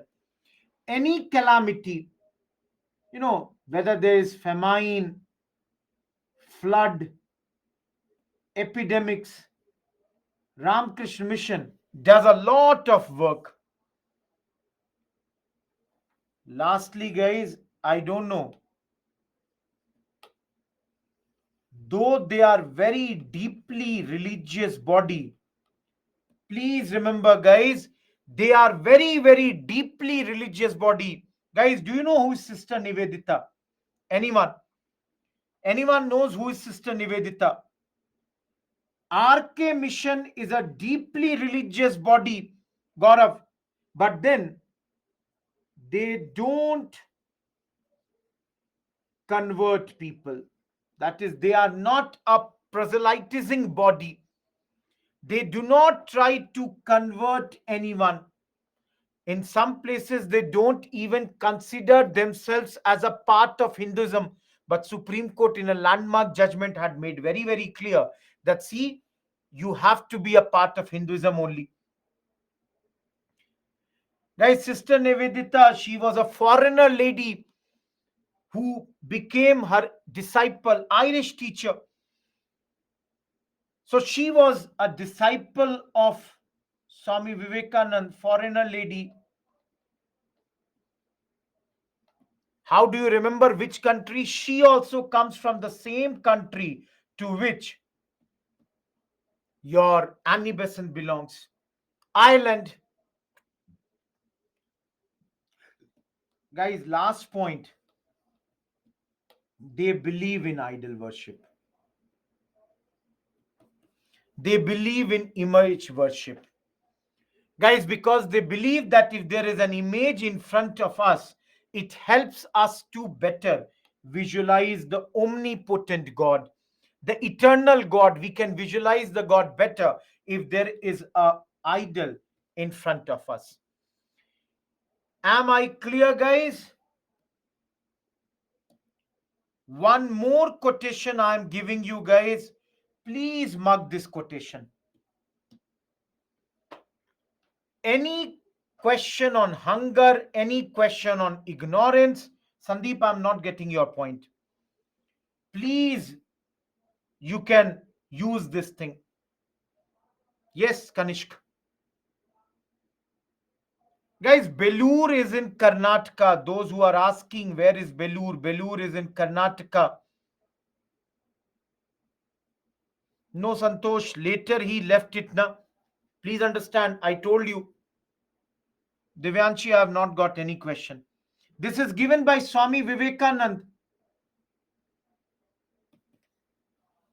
Sorry, I'm really sorry, guys. I said Belur is in Karnataka. I'm really sorry, guys. Kolkata.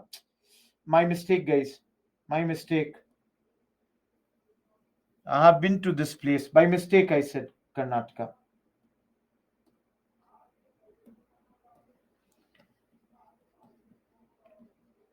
Dakshineshwar, I have been to this place. I'm really sorry, guys.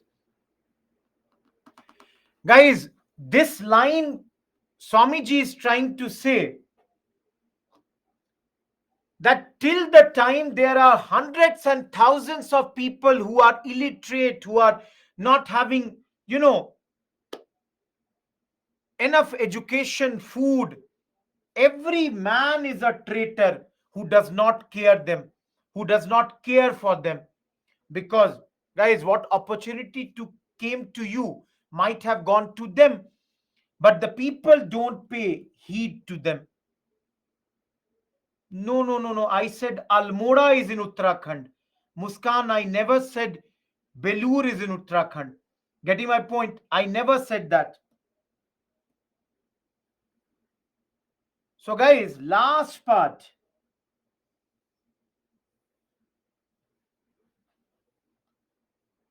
Is he revivalist or is he a reformist?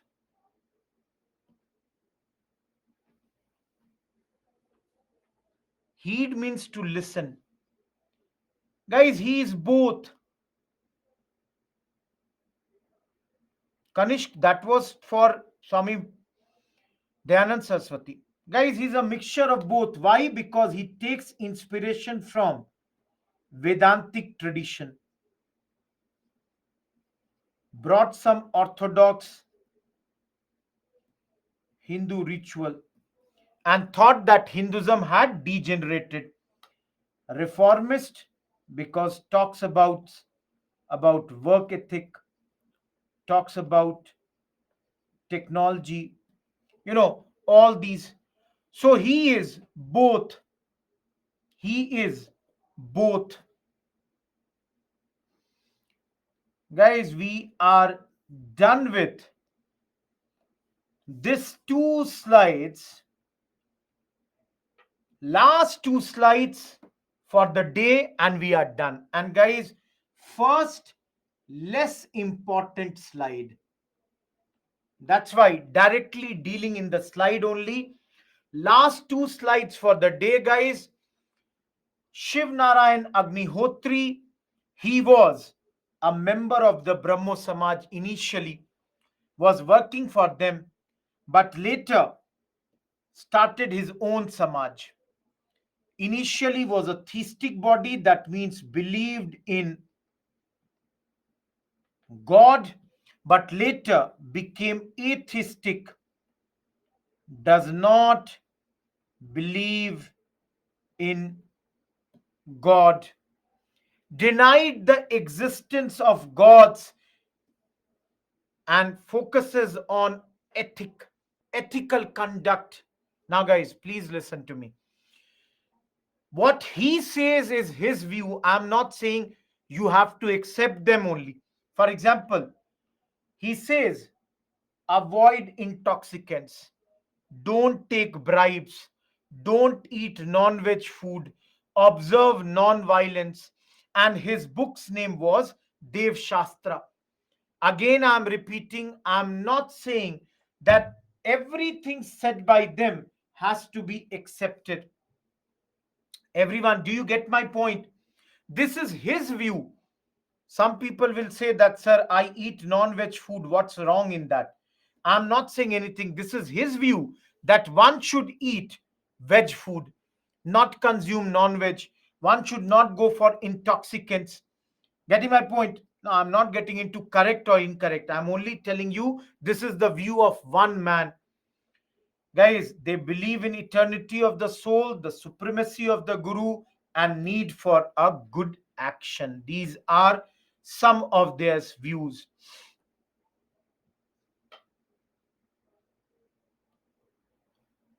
Day after tomorrow, we will start with Prathna Samaj. Guys, we hardly did some topics, a lot is left for day after tomorrow.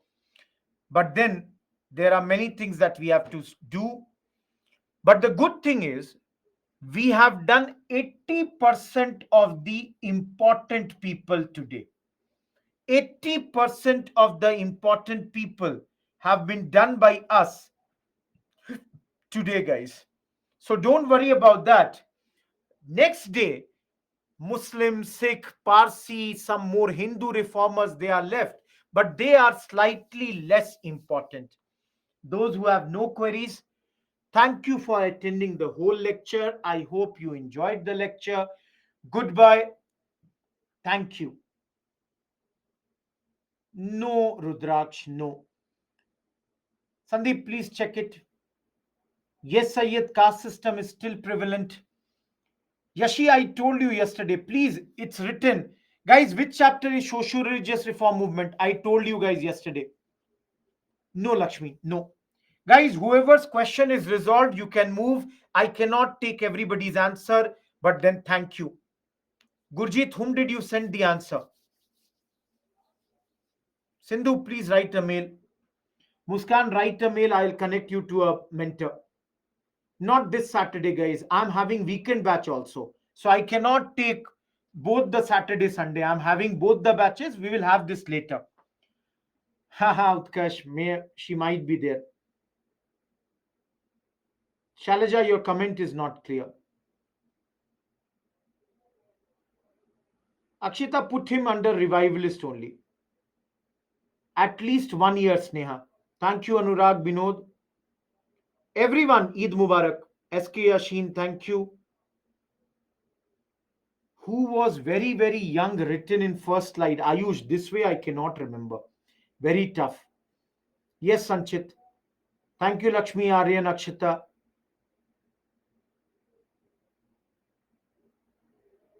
Ananya, for a first answer, not bad. Friday class, we'll have Friday class, Binod.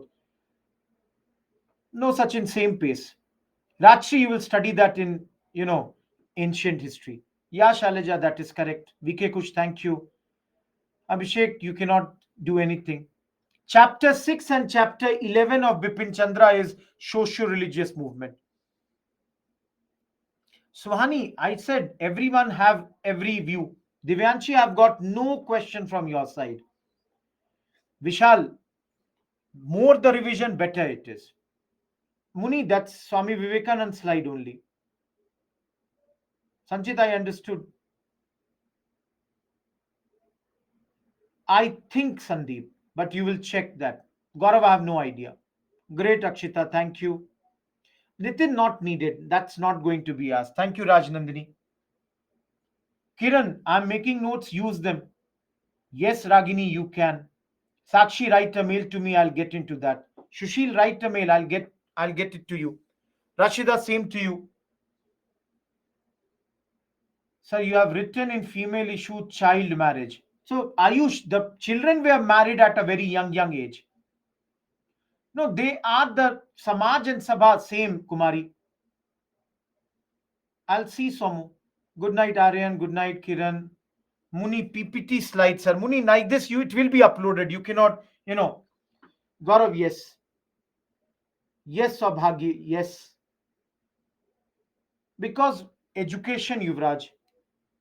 Thank you, Shailaja. Sakshi, please write a mail. I'll send you the link. I think, Ashish, you should not do that. Priyanshu, that is movement in the caste system would not happen for the Dalits.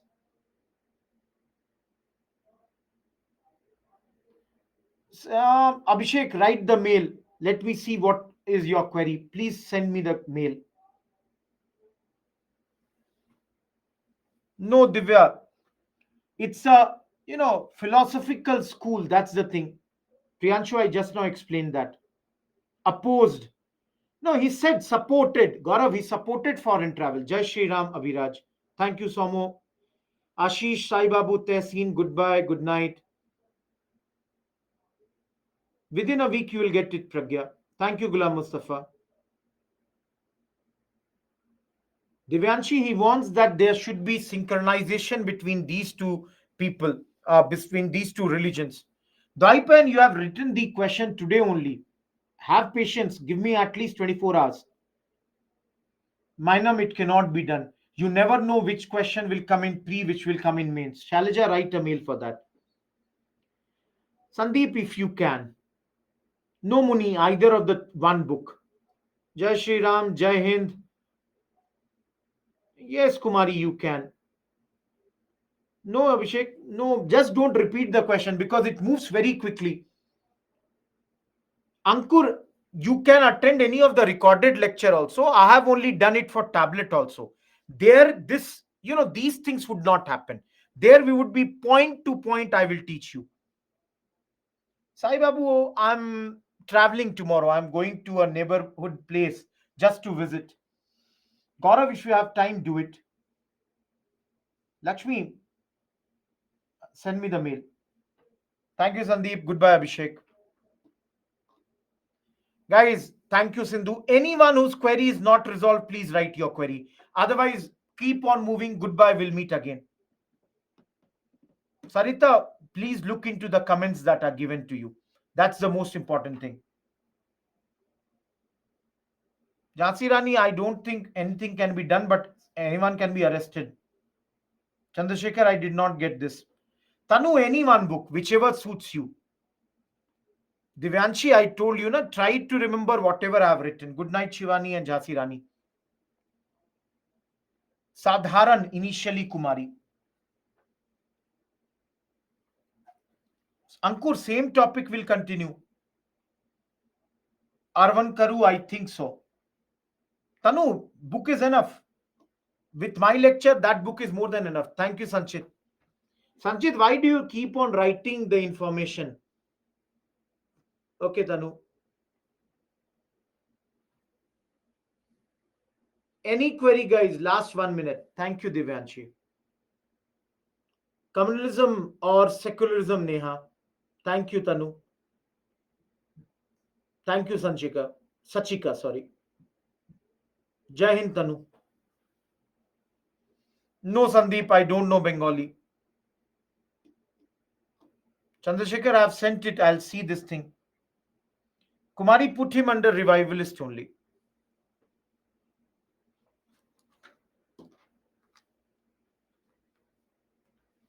Thank you, Sandeep. Guys, last 1 minute. Any query? Otherwise, leave. If you don't have any queries, go enjoy. Have your food. Take some rest. You have given your 3.5 hours.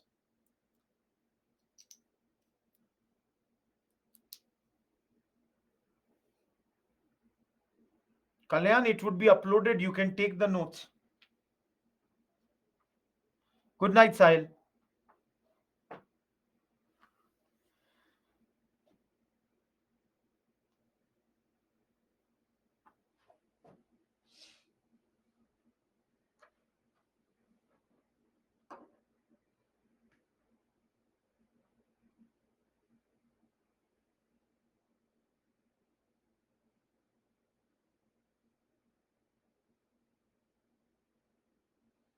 Priyanshu, if you are there, you were tried by the mentor a lot of times. You did not respond. Foreigner lady. Similarly, Pavitra, if you are there, you did not respond to the queries of the calls of the mentor. So please pick up the calls.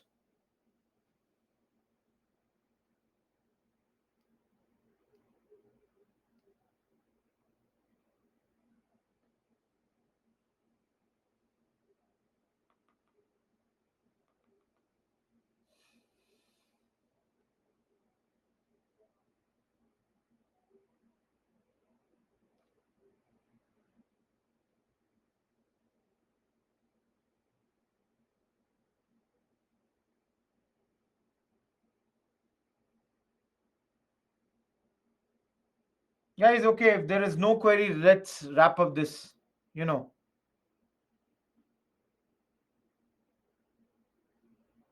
Akshay Ji Nair, your this thing would be done. Daipen, no, it is based on if you pay more, you get that. It is based on what course have you opted. So those who would have paid lesser, they would not get that. Getting my point? Daipen. If you want, you can pay more and get it. Both. Yashi. Goodbye, Gayatri. Thank you.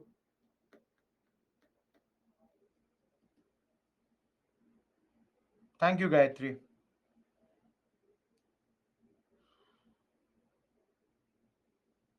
Yes, Shivam, I have been to Kolkata many a times. We have our center in Kolkata. So I keep on coming. Last slide. Which last slide? This is Kumari. Okay, guys. Thank you. Goodbye.